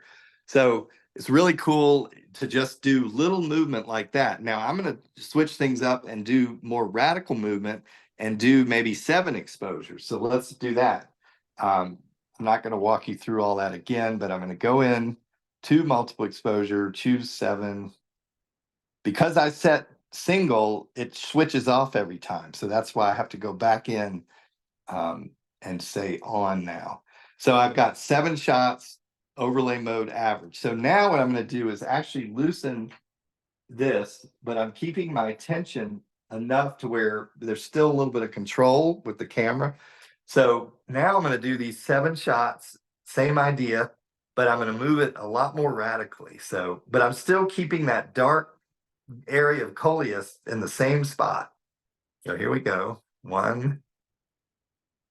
So you could almost think about the letter X in this case instead of the letter V. I lost track. Where am I? Do I still have more left? That's it. Okay. It's hard to talk and do this and count. All right. So now you can see how it's a little different looking with that. And I mean, if I were outdoors, I would have moved it even more radically, but I was limited indoors here by the size of this canvas. But you can see, you know, it's a little bit softer look than the other one was. So you can just play as much as you want. And that image that ended up being on the cover of my book, it was a scene here, but I had much more room in the garden and I was moving it, you know, even more radically when I was doing that. So that's the Monet one. Now everybody's probably curious with that whole rotate and zoom thing. So let me just show you that one next. So same thing, aperture priority, small aperture, and you're going to set the camera to do, in this case, let's set it to do 7 again. Why not? So I'm going to set it for 7. It was set that way last time. So, all right. So now I'm loosening the collar here on the side of the lens, and it allows me, of course, to spin the camera around. And what you want to do is, if you're right-handed, I'm right-handed, you're going to put your right hand on the camera, and this is where what's going to take the photos with your finger here. On the left hand, I like to take thumb and index finger and put it on the zoom part of the lens, not the focus ring, but the zoom part of the lens. So you're going to hold it there, and you're going to hold it there so tight that it never moves. Okay. So I'm going to just keep my hands there. Oh, got to tilt down. Otherwise, got to recompose. So what you want to do is zoom out to the widest point first. So in my case, it would be 70 millimeters. Okay. All right. So here we go. So the only thing that's going to move is my right hand like this. The left hand is going to stay completely still. So each time that I do this, it's going to rotate and zoom the camera slightly. So that's 1, 2, 3, 4, 5, 6, 7. So you see how this left hand never moved. And having that collar really helps. Now I'll show you what to do if you don't have a collar in just a second. But you see what it creates there. You get, well, oh, okay. Just trying to get detail in the white. There is detail in the white. But anyway, you get the idea of what that was. So now I'm going to take this same thing. What was I going to do next? I can't even remember. Yeah, if you don't have a collar. So let's just pretend you don't have a collar. I'm going to tighten this. Okay. And we'll just pretend that this is a camera without a lens collar. So you're going to want to take it off the tripod, and then you're going to use the tripod and rest your wrist on top of it. So, and then you hold the camera the same way you would have held it, with the lens collar. So I would do the same idea, keeping the camera in the same spot and moving it like this. Does that make sense? Hopefully, everybody. So putting your wrist on the top of the tripod is a really good tip for that if you don't have a collar built in. But you really do have to try and keep the camera still as you can, because if you move it slightly, that spiral's not going to be as perfect. So any questions about that's kind of what I had in mind to demonstrate. If you guys really want to see other things, maybe when we do the Q&A, I don't know, it'll be hard to switch back to the phone. Missy's filming this with the iPhone. Thank you. You did a great job. All right. So that was really great. Yeah, there was a Great. lot of questions on the rotate and zoom. Okay. Should and I then maybe not switch yet? Stay Yeah. here? No, Okay. they're in there. So I think you got them answered. Did you demonstrate the off-center zoom technique as well? I did not. I'll be glad to attempt to do that. Sure. Okay. If Yeah, there people was are two curious. questions about the off-center zoom. So Okay. maybe All we can right. demonstrate that one real quick. It's just Cool. so interactive to have such an interesting demonstration in the middle. So Okay, good. Yeah. Yeah, keeps people from falling asleep. exactly. All right. My arms get tired after a while though. Uh-oh. Yeah, well, there we'll is do a one more and tripod then over there. go, Do you want me to bring the Oh, tripod it's okay. closer? You're good. Okay, we got a second tripod over there. It's all good. All right. So if you want to do off axis, here's the way you would do it. So I have a grid inside the camera, and I'm going to put this on live view. So in here, I'm going to pick a flower that I want to rotate and zoom off of that's not in the center. So one of these flowers over here, let's just say it's like this red one here. Okay. Everybody see that? So I would pay attention to my grid in the camera and marry that flower to the grid to start with. So I'm going to do that next. I got to take it out of live view. All right. So in my case, I don't have the grid turned on, but I have a line inside the viewfinder where I can line it up.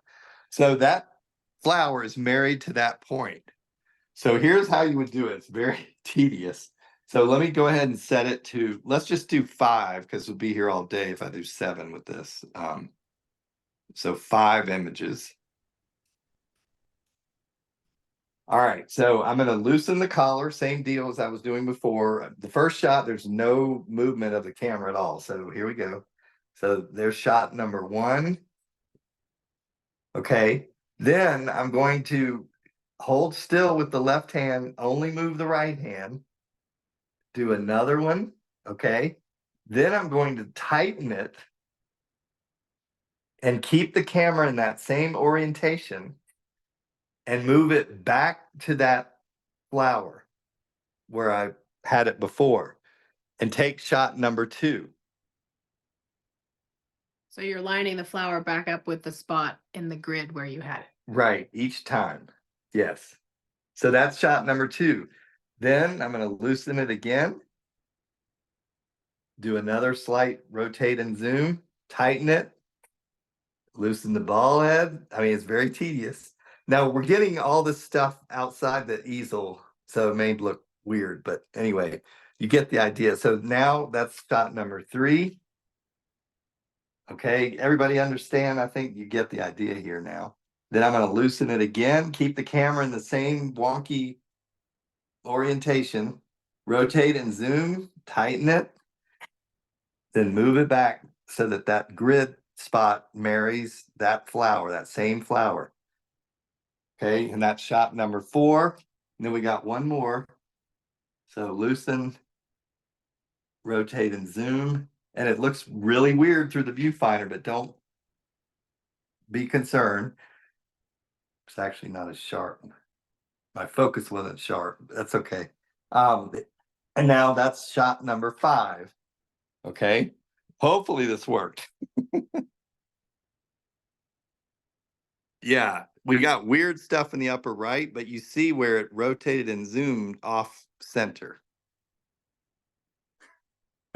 So yeah, it takes lots of practice, but hopefully that answered the questions. If you I think have so. more Yeah, it was questions, great. okay. If you have more questions, definitely ask. Yeah, them. there's some more questions, but I think we can get to them as we as you Okay. get through this last section. We have time there, but thank you Okay. to Melissa for the demonstration. Yeah. It was And so I'll just interactive. add, yeah, of Sure. course. And I'll just add in for those iPhone users, the app, Average Camera Pro that does the multiple images. You can actually do this rotate and zoom. And for me, it's easier to do the off center because it'll give you a shadow of where an overlay. So you can actually line the flower back up. So you just set a lot of time in between each image. And as you're rotating, you can line that flower back up. So I find it easier to do on my phone. So just a phone tip. Yeah, she's a whiz at the phone. So. All right, great. Thank you. So.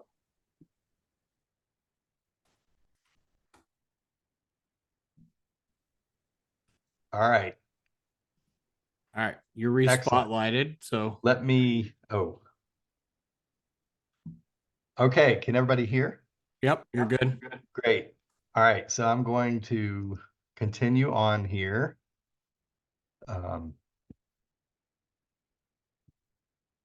So we're going to talk just briefly about how to make some abstract or expressive or poetic close-ups. I love that word, poetic.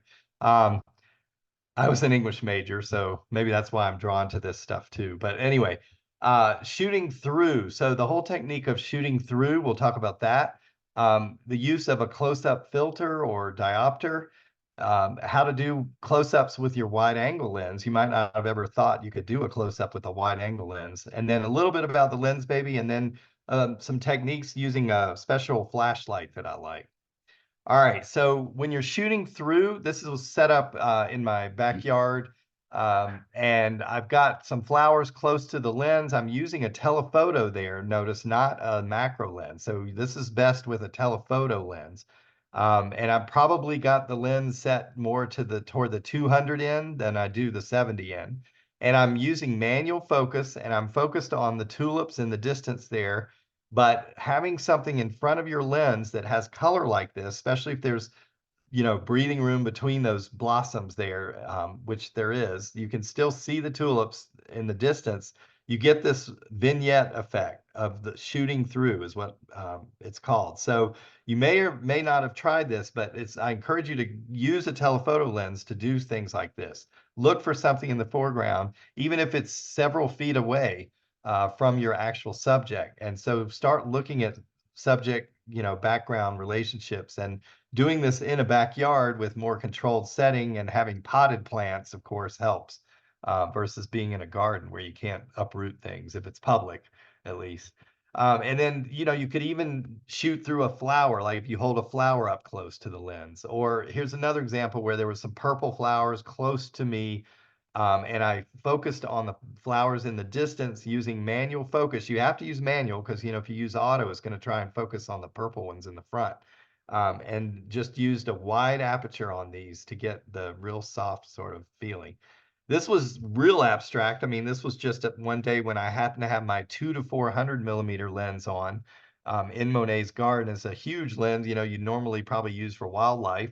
But I encourage, if you've got a long focal length type lens, I encourage you to use that to do some close-ups like this, where I was just kind of poking through this was a Japanese maple, and I just kept moving the focus in and out, in and out, in and out as I was trying different compositions, moving the camera around. It's a process of exploration and discovery. And then all of a sudden that, shape just popped out at me, and I just decided to make a complete abstract this way. And I did a lot of straight shots too of that tree. It was a beautiful tree, but after I got all that out of my system, I was like, what else can I do to abstract this even more? And then I'm a big fan of this filter. So it's called a achromatic close-up lens. They make it in different strengths. This is the +5. The reason the photo there doesn't match, the one on the right doesn't match the one on the left, is I lost that 77 millimeter one in a greenhouse in Oregon one time. So Canon stopped making the 500D. As far as I know, they're not making them anymore. So that's why I recommend you check out this achromatic one. It's a still super high quality filter. You can use it on the end of a telephoto or a macro lens. And it's edge to edge sharpness. You're not losing light the same way you might with extension tubes. I do like extension tubes as well, but more often than not, I'm reaching for this tool in my camera bag before I use the extension tubes. So I'm not quite clear exactly how much it's magnifying your subject, but you get a really good sort of magnification. So if you try this on top of a macro lens or on top of a telephoto lens, it's going to let you focus closer, fill the frame more, and you can get even more intimate, more abstract, more O'Keefe, if you will, if you're doing flowers with your flowers. So you can find this actually a link to it on the gear section on my website. So you go to charlesneedlephoto.com and then click on the gear tab at the top and scroll down the page, and it's near the bottom of the page. You'll see this filter there, and you can check that out. And the reason I got the 77 millimeter is because that's the largest thread size on my camera. So I want to get the largest filter and then use step down rings, for all my other lenses I might use it on. So my macro lens is a 62 millimeter. So you can see I've got that little adapter ring there to go from 62 to 77. All right, so here's the steps for using this lens. It's not exactly intuitive.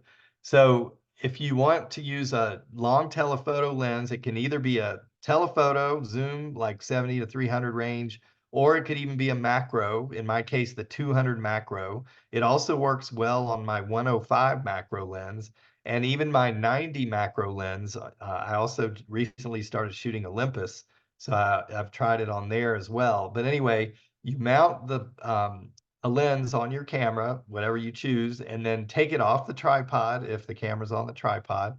And then you're going to set the lens to the minimum focus distance. So if you look on the barrel of your lens, one end you're going to see an infinity symbol, the other end is whatever.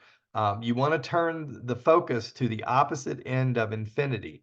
So depending on whatever lens you have, it's going to have a number there on the opposite end of that ring there. So you turn it to that minimum focus distance. And again, you really need to be using manual focus for this.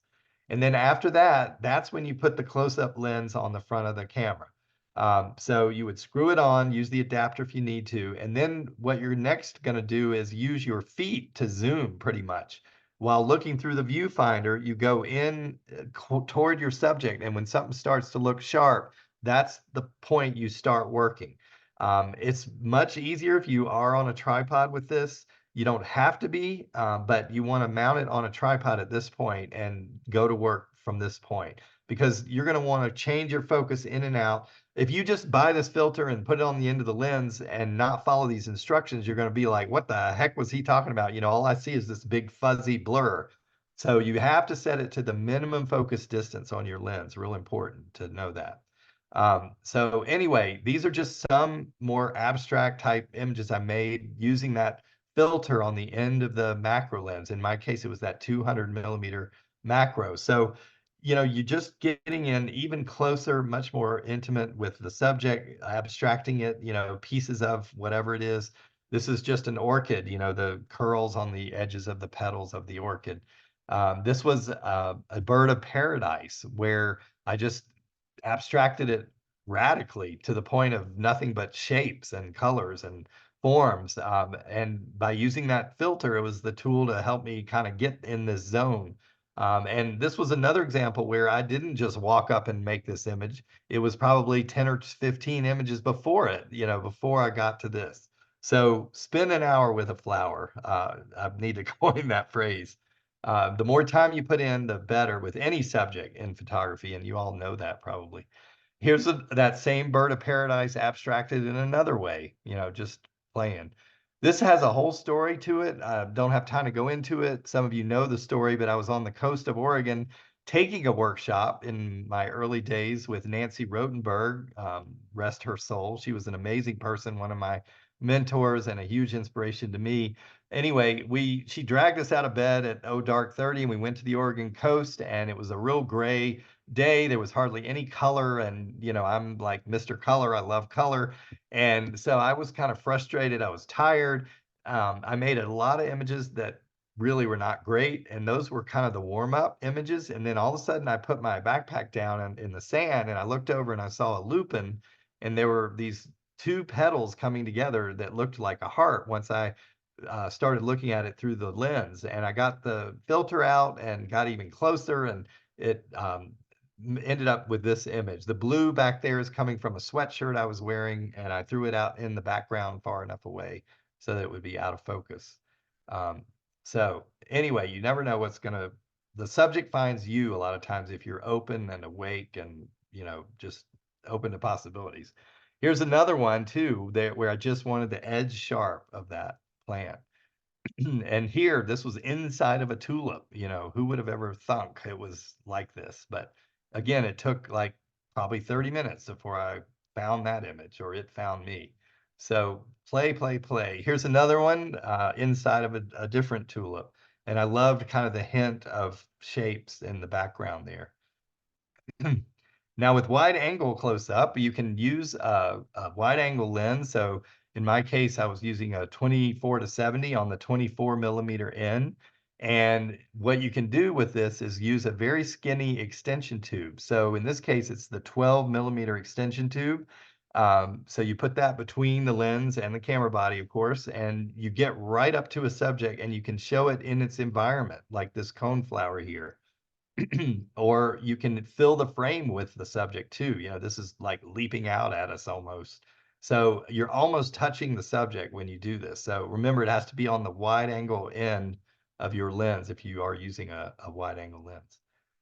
And then here's a lens baby. A lot of you know about lens babies. You own them probably. I've been to the hospital where they were born in Portland, Oregon. It's very exciting. And anyway, they've come a long way. They started with real funky lenses that look like slinkies, and now they've evolved to this. This is the Velvet. If you're starting out with lens baby, this is the one lens I think I'd recommend that you start with. It's just a really easier to operate lens than some of their other ones. And so I'll show you just examples of what it can do. But the nice thing about this, it can be a portrait lens or macro lens. It will focus as close as 5 inches away, and its widest aperture is 1.6. So that's letting a lot of light in. And here's an example of what it would look like with a subject at 1.6. So really, really glowy. And, if you like this look, I rarely shoot completely wide open at 1.6 with the lens baby. I like stopping it down just a little bit, sometimes to 2.8 or even greater than that sometimes. But anyway, you can play with that effect of the lens baby if you like. There it is, stopped down to 2.8. It's kind of weird to say stopping down to 2.8, but there you have it. And then, of course, there's now also a Velvet 85. It will compress the focal length a little bit more. This particular lens focuses 9 inches away, I think it is, and you have a really wide aperture of like 1.8, I think it is. And so you compress the space a little more. This was at Longwood Gardens one year in Pennsylvania, and just very shallow depth of field sort of effects from it. And I like this one too, but if you're first starting out, I think maybe the 56 will be a little more helpful for you. So anyway, but either one, the Velvets are interesting. And if you don't want to spend as much money, the Sol 45 is a very simple, easy lens with only one aperture. It's 3.5. And what's cool about this lens, it has these little plastic blades in front of it that you can move around. And remember, I was talking about the idea of shooting through. Well, with this, you're shooting through, and you can get these interesting effects according to how you move the blades in front. And you can tilt the lens as well. You can see here in this slide where you can have it straight or tilt it to give different effects with different depths of field and all that sort of thing. So here it is radically tilted where just the top part of the image is sharp, the bottom out of focus. And then finally, with the macro discussion here, I want to just mention that there's a flashlight out there that I've come across that has 34 colors built in, and it's really awesome to be able to use this to not even just for light painting, but also for close-up. So I enjoy using it. This is a different flashlight in this slide, but anyway, same technique here of either front lighting something. The closer you are to the subject, of course, the more concentrated the light is. If you are on a tripod and you get a long enough exposure, you can do some light painting and, paint during an exposure with this flashlight. And you can backlight your subject as well. But you want to be subtle about it. So here, there's nothing wrong with this image here with no flashlight.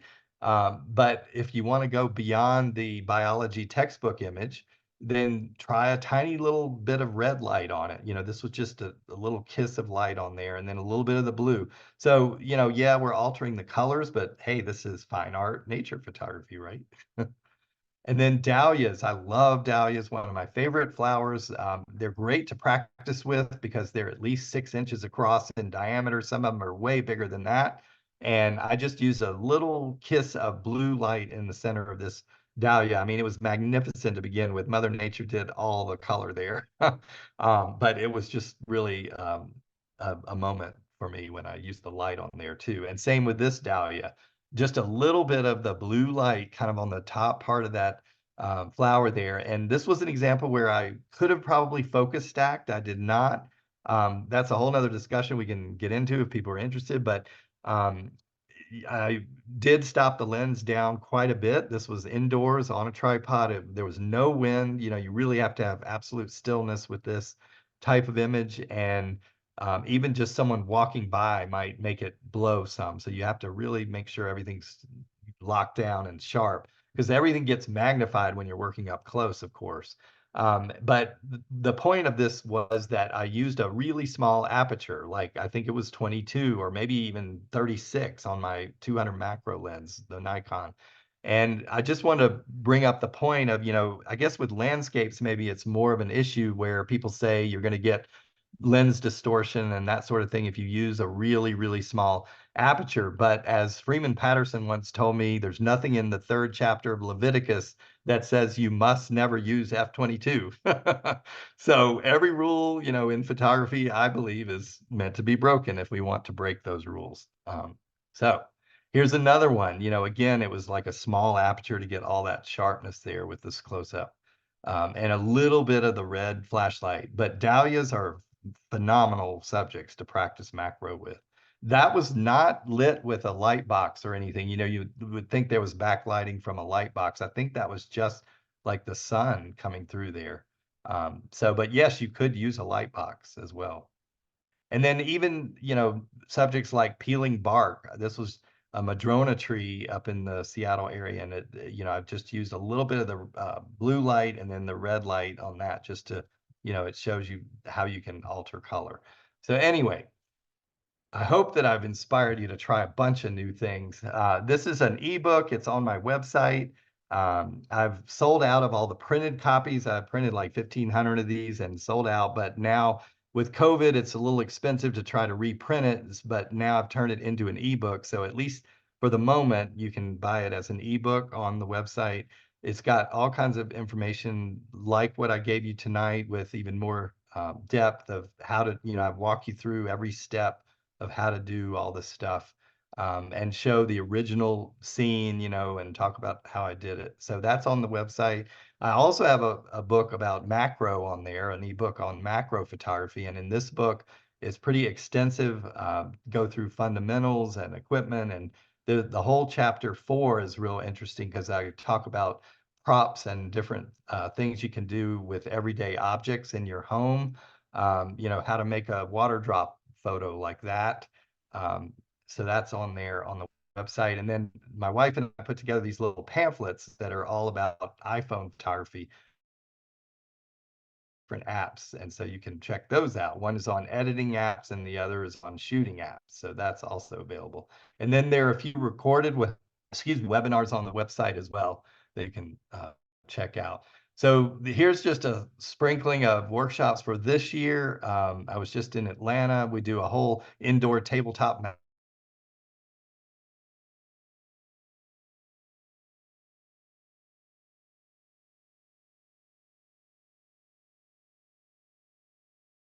Chelsea Flower Show and see all these different gardens. And it's a lot of fun. And then this is got openings in it, this thing in June in Wisconsin. It's at the Madeline Island School of the Arts. I'll be teaching with Mike Moats, Jerry Jones, and Sue Bishop, who's a UK photographer, and we'll be doing a lot of what I just talked about, macro and abstract type photography. It won't just be macro. And then another one that I'll be doing again next year. So if you're interested in going with me next year to New Brunswick, Canada, a garden that not a lot of people have heard of that Freeman Patterson introduced me to called Kingsbrae in St. Andrews. And that's a whole exploration type workshop where we do go even deeper into, you know, the why of image making and get a little more philosophical as well. It's kind of like a retreat, and there's a mansion there with a chef, and you don't have to worry about the food, and everybody stays in the mansion. And then finally, I've got fall color coming up in Ure. So if you are interested in, we do the traditional landscapes, of course, but also the impressionistic type landscapes there as well, and some macro. And then with my wife, Melissa, we're going to be up on Whidbey Island at the Pacific Northwest Art School doing a whole workshop there in November. So if you're interested in that one, all these are on my website. These are not on the website yet, but looking ahead to next year, I will be going to Italy as well as Ireland. So if you're interested in that, send me an email, and I'll have my email at the end. If you're not already on my email list, you could take your phone and just hold it up to this QR code, and it'll take you to the page there. I don't share my list with third parties much at all, really, unless it's like me doing a webinar with someone else kind of thing. And so if you're interested, you can get on the email list there. And then this is how to get in touch if you want to follow up. But I really want to be here for you all as like a guide to help you take the next step, whatever that is. If you're just starting in this, or you want to, you know, tiptoe in, or you already in it and want to go to the next level, I'm available for private lessons with people as well for all of that stuff. So it's one way to accelerate the learning curve. Thank you so much. I appreciate it. And now I'll take questions. Oh, you're assuming there's questions? I guess if there are any. If Yeah, not, well, we'll you just know, we got through a hang lot. out. So Yeah. That was a lot, but that hopefully people was, are I still like to awake. think I pack a lot of information into the sessions I teach, or, you know, whatever else. And I think next time somebody tells me that I give too much information, not too much, a lot of information in a short period, I'm going to say, well, you need to watch Charles Needle's presentation, because that, Well, I really wanted everybody to get the most bang for their buck, you know, with all this stuff. well, I think it's, you know, so I don't do a lot of the same type of work that you do, but I've always had an appreciation for your work. And there was a huge part of what you presented and what you went through tonight that I just remember thinking, I am so unbelievably glad I record these series, because there's going to be a lot of people. I think what you did today, you know, for a lot of people, is you really planted a lot of seeds that are going to germinate. For a lot of us, when we're out in My the intent. field of like, Yeah. oh, how do I do that? Or what do I do that? Or that reminds me of blank or whatever else. And I think that's as invaluable as, you know, anything else. And there's a huge amount of value in the practicality of what you were talking about tonight that just brings forth a lot of, you know, beyond theory, but a lot of really good, you know, actionable concepts, I think, for a lot of people to be like, okay, that's how you could potentially do it. And for anybody in particular that has any sort of a boredom currently, and they feel like they're tabling or leveling off in their photography, I would say, well, you got a whole nother world to go, because Charles just introduced 7 new types of techniques and variations on it. So yeah, it opens a whole new world, really. yeah, That's what's so exciting about yeah, it. it's quite exciting. So so thank you. We'll get into some questions, and feel free, you know, people, to put your questions into the Q&A. I've been able to answer some of them as we've been going through, or you answered a lot of them. But I guess one of the questions that immediately came up, and there's some great questions going on in the great comments in the chat. which you may not have time to read now, but inspirational presentation. Can't wait to get out there and play. We did have somebody that said we need to coin. You need to coin to spend an hour with a flower. Yeah. So it sounds like you already got some people that want to go with you to Ireland. So that's fantastic. Cool. Great presentation, great sessions all the way through. Fabulous. So thank you for that. So let's talk a little bit about wind. So Colleen Minnick, who's been on the speaker series before, I think you're probably potentially or probably familiar with her work. Oh She had yeah, a she's picture one a time friend for sure. that I saw, and no flower was harmed in the creation of it, where she had this clamp that went on her tripod, and she physically would clamp onto a flower to hold it steady in the wind and so on and so forth. So you mentioned in one of the scenes about wind, like what do you feel like that does to what you're trying to do or what you're trying to produce? Because flowers do have a tendency, last I checked, to move around in the wind a fair amount. That's a very good question. Yes. A lot of times I just go with the wind, if I'm trying to do something that is very painterly and just use maybe a slower shutter speed and accentuate the movement that's already there. That's one approach you could take. Or, if you really are trying to make things sharp, go in the early morning when it's less windy. And use that device that I think what Colleen was using there is referred to as a plamp. Yeah. Yep. You can find those almost any camera store. But anyway, I generally try not to plant things in a public garden. I might do it at home kind of thing. But yeah, it just all depends on kind of what you envision, what your vision is. If you really do want everything super, super sharp, you're going to need to, if you can take that flower indoors or go in the early morning if it's planted, and you don't have control over things, and just do your best to use a little higher ISO maybe, and make the shutter speed a little faster, and so that it doesn't blur. When Yeah. I'm thinking close-ups in particular, but with a lot of the intimate landscape stuff I showed, I wouldn't matter that much, like I showed you that one tree where the top of the tree was blowing a little bit, and I was kind of pleased when I saw the result of that one. It kind of enhanced the image. So Yeah. No, we have so Cole Thompson spoke in the black and white series, and he has a series I was captivated by years ago called Trees from a Train. And there was so he was basically creating his own version of pan zoom tilt shift by photographing trees in the snow at 50 miles an hour or whatever else. And it was very some cool. of your Yeah. images that reminded me a lot of that. So you're recreating the technique that he was using, compliments of the Alaskan airline or That's Alaskan hilarious. railroad. So Yeah, there's even a website that talks all about it. May not even, somebody might have taken it down. It's called Camera Toss, I think. And like, don't try this at home, but put the camera up in the air and you got your bed underneath, of course. Um, anyway, yeah. there's crazy stuff out there. I mean, yeah. Well, camera toss sounds like it would be way too of an expensive of a hobby on top of my travel photography. No kidding. Yeah, Yeah, maybe I'll exactly. stay away from that one for now. But Like having a drone where, yeah, yeah, guaranteed well, crash sometime. I have no idea what you're talking about. That's never happened to me. So,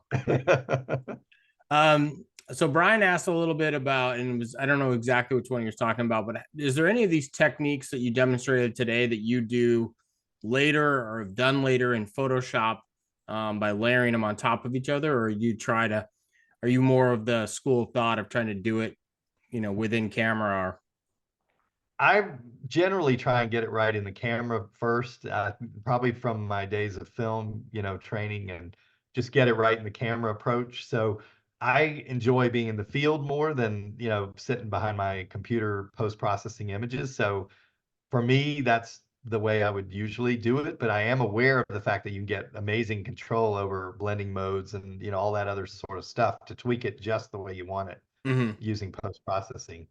yeah. And So I've tried yeah, some of that I as liked well. your explanation on the demonstration of in the actual technique behind the Orton effect was good to see, because um I guess I was unaware that the Orton effect actually, I knew it was taken in one image slightly out of focus. I don't think I was aware that the other one changed the depth of field. Yes, right, Which exactly. definitely helps. You don't have to, but Yeah. That's the classic way of doing it. Yeah, the classic way of doing it. So yeah, because I didn't have any, I have no film experience, just like a large portion of the audience doesn't. So I know that was definitely pioneered there, which is good. Yeah. So Bob asks, you kind of may have answered this, but I think it's a good recap question. Do you have any suggestions for subjects or scenes that work well, or ones to avoid? I.e., how do you pick a scene to make an abstract image from versus others? And I think you talked a little bit about some of the tonal contrasts and some of the other things to look for. Yeah, exactly. The color contrast, tonal contrast, those are the two key ingredients, I think. And you know, I do squint a lot. It's kind of a joke, but yeah, go out in the field and you know, if you see variations in tone, or if you see in black and white, or are accustomed to shooting a lot of black and white with your landscapes and all, you are kind of ahead of the game of everybody else in a way. And actually, like the phone even has a black and white setting where you could, as a sort of a Polaroid, to preview your scene, look at the scene in a black and white mode and say to yourself, oh, you know, is this got potential or whatever. But it's a lot of it really is just trial and error, and you know, just keep going. And like I said, like flowers that are bunched all together too closely, that may not be such a good candidate, um, you know, for certain things. And so you want to also pay attention to negative space, I guess is what I'm also saying. Even if it's a grand landscape, you know, where is my negative space? Is there enough there for breathing room, so to speak? Yeah, yeah. No, I think it's another illustration. It's an illustration of some of the principles of. I could see some principles of composition, even before you started to do whatever techniques you were using. You know, it isn't just like, oh, cool, I'm gonna go out in here and plop the camera here and twist it around and make funny Exactly. noises. It was like, no, I'm gonna intentionally go out and Exactly. choose a particular scene or situation. And Yeah, put some compositional principles or understand the tonality. I think that was I think for a sure. lot of And people. also paying attention to the light. That one thing I did not mention is you can do this stuff in high noon light, you Yeah, know, or early morning, or totally cloudy day, any light, really. yeah, So that also expands the creative possibilities. yeah, exactly. So we tend to shy away from we don't do a lot of conversation on the speaker series about camera, or about, excuse me, about a gear, but I think this is applicable. Some of these questions that are coming up here specific to, you're not, this isn't post-processing gimmicks or something else. This is literally a lot of in-camera stuff that we've never had demonstrated before. So Steve asks, or he says, I've never used a collar. Are they specific to each lens or to the camera body? Yeah, so each lens, if it does come with a collar, would be specific to that lens. Yeah. Do you know? I mean, so I don't know the answer. So like my 100 to 400 has a collar on it. Mhm. But I don't have any collars on any of my other, well, excuse me, my 800 Prime does, but can you buy aftermarket collars? Is it something you've seen before? Or? Certain lenses you can, you'd have to just Google it kind of, and Yeah. yeah, Yeah. or ask someone who's knowledgeable. Yep. Okay. So Mary asks, can I use the close-up lens with a lens baby? You can. I haven't tried that much, but absolutely. The Lens Baby does have little threads on the end of it. The Velvets do, where you Huh. could put an adapter ring and then be able to use the close-up lens with the, yeah. Send me some images with that. Whoever Okay. asked that question, I'd Yeah, love we'll to have see. her say that. Mary Dean asked that. So Okay, yeah. um Rosalind asked a little bit about doing some, and I don't know exactly when it was you talked about it, but can I do the same thing with my extension tubes, or I can do the same thing with my extension tubes, correct? You can. You're going to lose light. That's one of Yeah. the disadvantages, and a little bit of image quality because you're moving, you know, the lens further away from the camera body. But that's the beauty of the filter. You know, you're not having to move the lens further away, and you're not losing light. So I don't know. I mean, I need to do a test side by side with both and just see whether there's a discernible difference. Yeah. Okay. Um, Bonnie asked, how much or how often do you use focus stacking to increase your depth of field? So very good question, Bonnie. I've fallen in love with the in-camera focus stacking with the OM1 Mark II camera. I had the OM1 and now I have the Mark II. I still have my Nikon though, because Olympus will not at the moment put more than 2 in-camera multiple exposures into their camera. So anyway, but so I kind of have a split personality at the moment, but I love the lightweight, aspect too of the Micro Four Thirds. But it's the only camera out there that I'm aware of that not only does the in-camera focus stacking, but it processes it in the camera too. So you end up with, it is a JPEG, but it's a high quality JPEG. And it's phenomenal. When I was in England last year, I was hand holding, it was kind of the equivalent of a 70 to 200 type focal length lens, and getting, because of this built-in stabilization as well, of course, in that camera, and a lot of the mirrorless cameras now have that. I was able to get that amazing, blurred background. So you would shoot it at a wide aperture, push the button, and I set it to do like 8 slices of focus with a differential of, I think it was 4, and it does those 8 slices like instantaneously while you're hand holding the camera. It's phenomenal. Anyway, I don't want this to end up being an ad for Olympus, but when you mention focus stacking, that's just one thing I've been playing with a lot, with that camera. In my Nikon, I didn't do it as much because, I would have to post-process it, and all of that was just a little more tedious, and I would always have to be on a tripod. But yeah, there's definite value to focus stacking for sure if you want that maximum depth of field. And even with landscapes, you can do that, right? I remember one of the speakers speaking about that at one point. Yeah. Bagshaw taught a little bit about focus stacking and some other stuff too, which is great. Yeah. So Sarah Marino, who comes next week, she probably will have some images with the Lens Baby. She's talked a little bit about it before, but Thomas asked, which is good because I've never used the Lens Baby, not because I'm adverse to the name or whatever else, just doesn't fit my genre currently. Sure. But I've heard there can be a little challenging. Thomas wants to know any advice on getting started with the Lens Baby.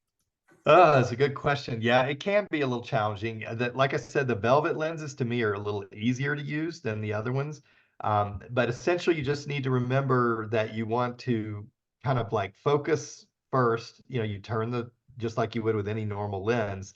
And so do the focusing first, and then you can set whatever aperture you want. And a lot of times I'll focus with the smaller aperture just so I can really see what's going to be sharp and what isn't.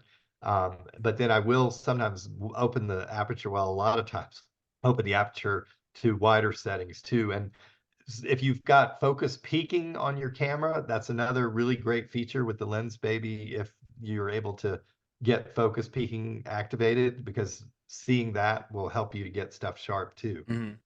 So yeah, there is a definite learning curve. Sarah's awesome at talking about that, and so is Ann Belmont. If those of you don't know her, she's excellent with the Lens Baby. So yeah, I think she does a lot of work. So so Larry asked, what was the flashlight model you showed or you liked? So it's on my website. I can't remember what is it? I don't even remember the manufacturer, but if you go on the website, it'll describe the whole flashlight and what features it has and all that. I'm not going to lie, though, there is a little bit of a learning curve in using that flashlight, but I have a step-by-step instructions. It's really used for stage lighting mostly, or stage performances. That's why it's got all those built-in colors. But once you master this, you just have to press the buttons a certain way and then it gets it to work. But then you can cycle through each of those colors, and it's pretty awesome to just have all that at your fingertips without having to, use gels and all of that to change color. But it's great for light painting as well, not just macro. Yeah, that's good to know. Well, we got some smart people on, as always, in the comments or the chat. And so Michael says, we have a couple Michaels, a lot of smart Michaels out there. He says, check out the ATOL, ATOL lens color products, more universal fit, and can work on lenses that do not have a manufacturer's lens color. Okay, thank you, Michael. That's great. Yeah, which is good to know. Jerry Ray says the Nikon Z8 has in-camera focus stacking. Yes, it does, but I don't think it processes it. That's the key difference. I'm not sure if it processes, but I know the Z7, it has the stacking, but then you have to bring them together. But Nikon was promising that they were going to have in-camera where it's stacked. Oh, really? Okay, well, maybe the Z8 does. I didn't know that. Yeah, exactly. And then the museum in Paris you mentioned was the Musée de l'Orangerie. Yeah, or orangerie. So it's Orangerie, sorry. basically the word orange and then add RIE. Yeah. But the Okay. French pronunciation is orangerie. Yep. Yeah. So that is in Michael from Maine. Michael Timpson put it in the chat for people that need that exact link, Oh, good. Thanks. Yeah, that's great. which is good. So yeah, That's amazing to get up close to his paintings that way. It's one of the few museums where you can get that close to his work. yeah, it's great. So They have a rope there, but you know, you still get fairly close. yeah, but you can just say I'm a photographer. These rules don't apply to me. I'm American. Yeah. These rules don't apply to me, right? The Yeah, French love well, they've that. got probably 5 or 6 security guards in that room. Yeah, exactly. Yeah, the French love that. Like the Mona Lisa. Yeah. Well, we still got more questions. We got about 10 minutes left anyway, so we're in good shape. Judy wants to know your tripod. She complimented it. Looks super sturdy. Any recommendations on tripods? I do in general like the Gitzo tripods. I think a lot of people would probably answer that way. Yeah. GITZO. Yeah. Yeah. And I've got like a lot of photographers, you know, multiple camera bags and all that, but also a couple of tripods because there's one that I would travel with that's lighter weight, carbon fiber, and then another one that's not as, you know, it's a little heavier that I would use at home, but I do actually have a carbon fiber one at home too. Yeah. And in general, for macro, it's good to find one that doesn't necessarily have a center column, so that you can. There are ones where you can pull it out and, you know, orient it perpendicularly and from the side to do macro. But anyway, those are real general recommendations. But you can email me, you know, feel free, and I'll go into a little more detail for that for you Yeah. if you. Yeah. Yeah. So I made the mistake of purchasing a 18-pound tripod for my full moon photography. Yeah. I was like, yeah, this thing's gonna be bomb proof in the wind, blah blah blah. And it's so big and heavy. I have a couple other tripods that are carbon, Oh no. but it was so big and heavy. I'm like, that was I think it was $90 on Amazon or Oh, something. that's not too bad. I'm pretty sure I could use it as a tire jack if I were ever to get a flat tire in my Jeep. There you go. We'll Exactly. see. Yeah. So Am says, I love the idea of using small aperture for macro plant shots. It seems like a simple tip to improve macro shots and stand out from the typical shallow depth of field shots. Do you have any other simple and maybe obvious tips for bringing abstract photos to a new level? Oh, that's a really difficult question. I can't think off the top of my head. I mean, a lot of what I mentioned may be obvious to some of you, but spend that hour with that flower. That's one of them. You know, just be curious and don't settle for that first shot that's, you know, more documentary maybe. You want to throw another log on the fire and go deeper, and, you know, always ask what if, you know. Yeah. There's I think always this a different ties into camera angle or a different lighting you could try or different lens or, you know. Well, I want to hear your answer to this question from Mike because I think it'll parlay into that. He says, what would be an acceptable hit rate, i.e. total shots to winners? Oh, wow. A lot of times I'm lucky if I get like maybe 3 keepers in a day, you know, out of, I don't know, probably 1,000 shots. Yeah. Is that, you feel the same way with your photography? Well, I would say it's even lower. I mean, I've done a little bit of zoom panning and ICM and so on and so forth. And it's like first couple times I'm like, wow, this is so cool. And then I'm like, wow, this is so bad. So, all the way through. So it's definitely a lower hit rate, but it, you know, if we talk about finding work that feels artistically unique and different to us, yeah. And one thing too, I never delete in camera unless it's like, you know, an accidental shot of my foot or something, but I won't delete until and even when I get back. I mean, of course, for teaching purposes, it's great, but an image that you think isn't so great one year, when you go back and look at it the next year, there might be some potential there of something, you know, whether it's adding texture to the sky or, you know, some sort of creative thing you could do with that image that you might have thought was a throwaway image. Yeah. Yeah, I got tons of them. I need to do it We all more. do. I You went know, and one time- photographed when I was in Sedona. I went and photographed runoff waterfalls, and I just was briefly looking at my images this afternoon before I got. I think I took 220 images, and I'm not sure I have a single keeper in there. Well, Good but it was God. all about that experience, and you learn something about doing it again when you run Yeah. across that. Yeah, we don't get Yeah. brown muddy waterfalls in California usually. It's either Right. Yeah, the red rock there is amazing. I love exactly. Sedona. One of the things somebody told me once, and it's really true, I think, the difference between a amateur photographer and a professional photographer is that the professional has a bigger trash can. Yeah. So there's a lot of truth to that. I think so. So when you yeah. talk about hits and Yeah, no hits. I know it, not to bring it back to Colleen again, but she tracks. I love spreadsheets, but I'm not the same. She has a spreadsheet she tracks her actual hit rate and keeper rates and so on and so forth. that doesn't surprise me about. Yeah, I Yeah. know Colleen, she's a good friend. If Yeah. I did that, I would be depressed, I think so. Exactly. Just making the spreadsheet would depress me. Like, how does that work? Yeah, exactly. There we go. So, cool. So a few more questions, which is good. So we do have a few more minutes to answer. So if you have questions, so Brian asks, and I think the answer is yes. Does LensBaby work with Z mounts, or do you need to use the ZFC? I'm not so sure I can answer that because you'd have to defer to LensBaby on that. I don't shoot, with the Nikon Z yet. Maybe I will. I have the D850 at the moment, but yeah, I would think there's either an adapter or it would go right onto that camera without needing an adapter. Yeah. I'm pretty sure they probably have them set up for that, but I could be wrong. Yeah. So Mary says she will send you that. We were talking earlier about the question of one of the techniques or whatever, rotating, not the rotating zoom, the one. She said she met you at Chicago Botanic this last summer, Mary Dean. Oh, nice. Okay, great. Send you that. So, okay. So Charlene who goes by Sherry says it does work with Z mounts, no adapter needed. Once again, our audience is so smart. Good to know. Thank you. Yep. That's great. Yep. Or other people in here. So, yep. Okay. I love when people can answer something I can't answer.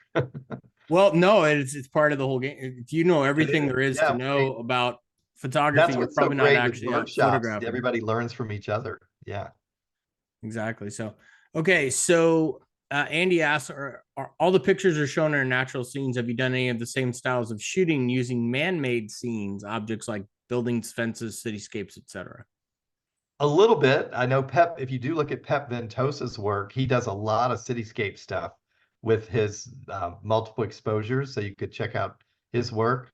But I have done just everyday objects around the house. Like, I mean, you can do a rotate and zoom on an oriental rug or a real colorful scarf, that's in your closet if you've got a wife, that has that. Or go out and buy one, or a colorful shirt, the shirt you're wearing today. Nick, would maybe be cool if you had somebody, they'd have to shoot the back of you, you want to fill the frame with the pattern and then, try. So yeah, and there macro images, you can check out your shower door, you can do things behind glass. So if you've got a pebbly looking shower door, you can, make photos in the shower. I don't want to go down that road, but anyway. Yeah. There's stuff right in front of your nose, I guess is the point, in your home that, you don't necessarily, to practice a lot of this stuff, have to travel to the Grand Canyon or whatever to get some interesting images. So yeah, practice with inanimate objects as well too. Exactly. Yeah. So I booked a series for a speaker for the late summer who I met when I was in Norway. And he set up an entire bird. He's a big birder, an entire bird blind in his backyard for COVID. And cool. His images and the stories he was telling were absolutely fantastic. And the way he went about the whole creation of this and what he was able to try, it was just fascinating. And there's so much built into this. So yeah, he's coming in, Andy Teasdale. I'm excited about that one, but it's exactly right. So, but I think your legacy is going to be camera tossing and photos in the taking macro photos in the shower. So, oh boy, spend an hour with the flower. So that's right. There you go. So I think we're kind of at the tail end. We got one or two more questions. Somebody asked, can I share the chat and the Q&A? And yes, I can, because sometimes we don't have as much going on in the chat and it's not really saving, but I'm happy to share both of those. So when I send the follow-up tomorrow, you'll get that. A couple of people also had asked in the chat in the Q&A, how do they get access to the recording? So if you're new to nature photography classes, well, first and foremost, continue to be welcome. You're very welcome here.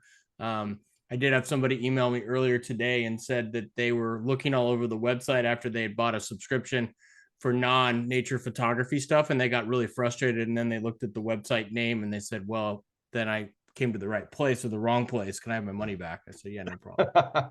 So, but you'll be able to log in tomorrow afternoon. Or tomorrow mid-morning. It takes a little while to buffer the videos, and you'll be able to see this Charles video in there, just like Sarah Marino's, Sandra Bartoch's, and Richard Martin's up there as well. So yeah, I can't wait to hear all 3 other speakers in the series. Yeah, I'm excited. Sarah's presentation is completely brand new. She's never given this presentation before. Nobody's ever heard it. She's been working on it for a while.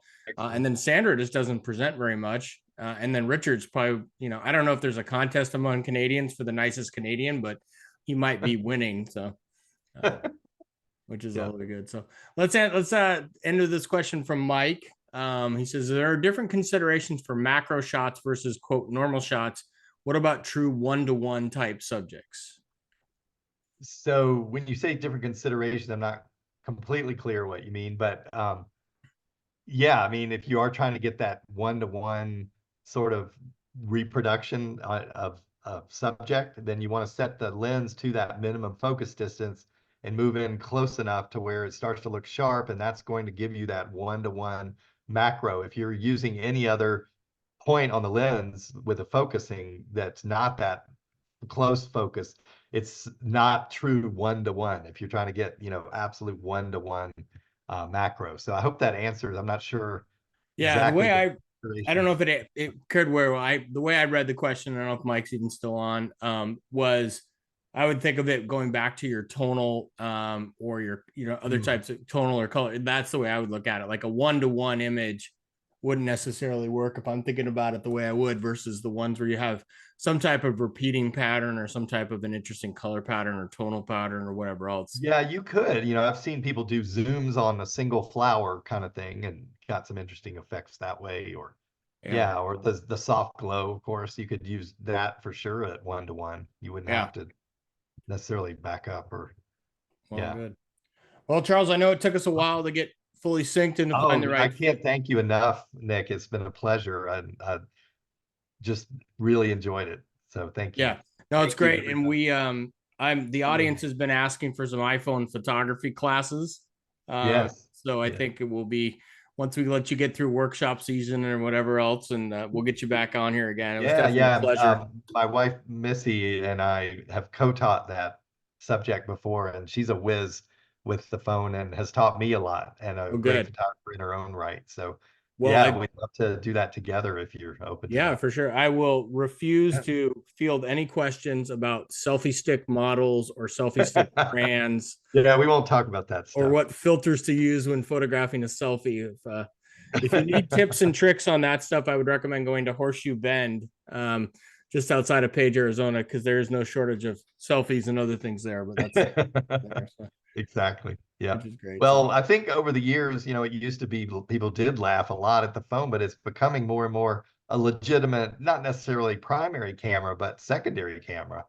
Oh, my art fair season kicks off in 3 weeks, and I have two iPhone photos hanging in the booth this year. Can't print them. Like I have a 48 by 96. I can't print that on an iPhone. But one is a 20 by 30 and one's a 16 by 24, and they look fantastic. Yeah, and now with AI gigapixel and all that from Topaz, you can res and that's absolutely crazy. So awesome. Well, thank you so much. Really thank you. There's I love this last comment as well. Just the stuff I needed to re-inspire my photography. Great info. Thanks. So good. Thanks for being an inspiration, Charles. Thank you.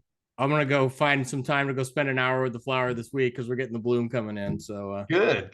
Definitely. Even if you don't have your camera, just kind of meditate on that flower. Exactly right.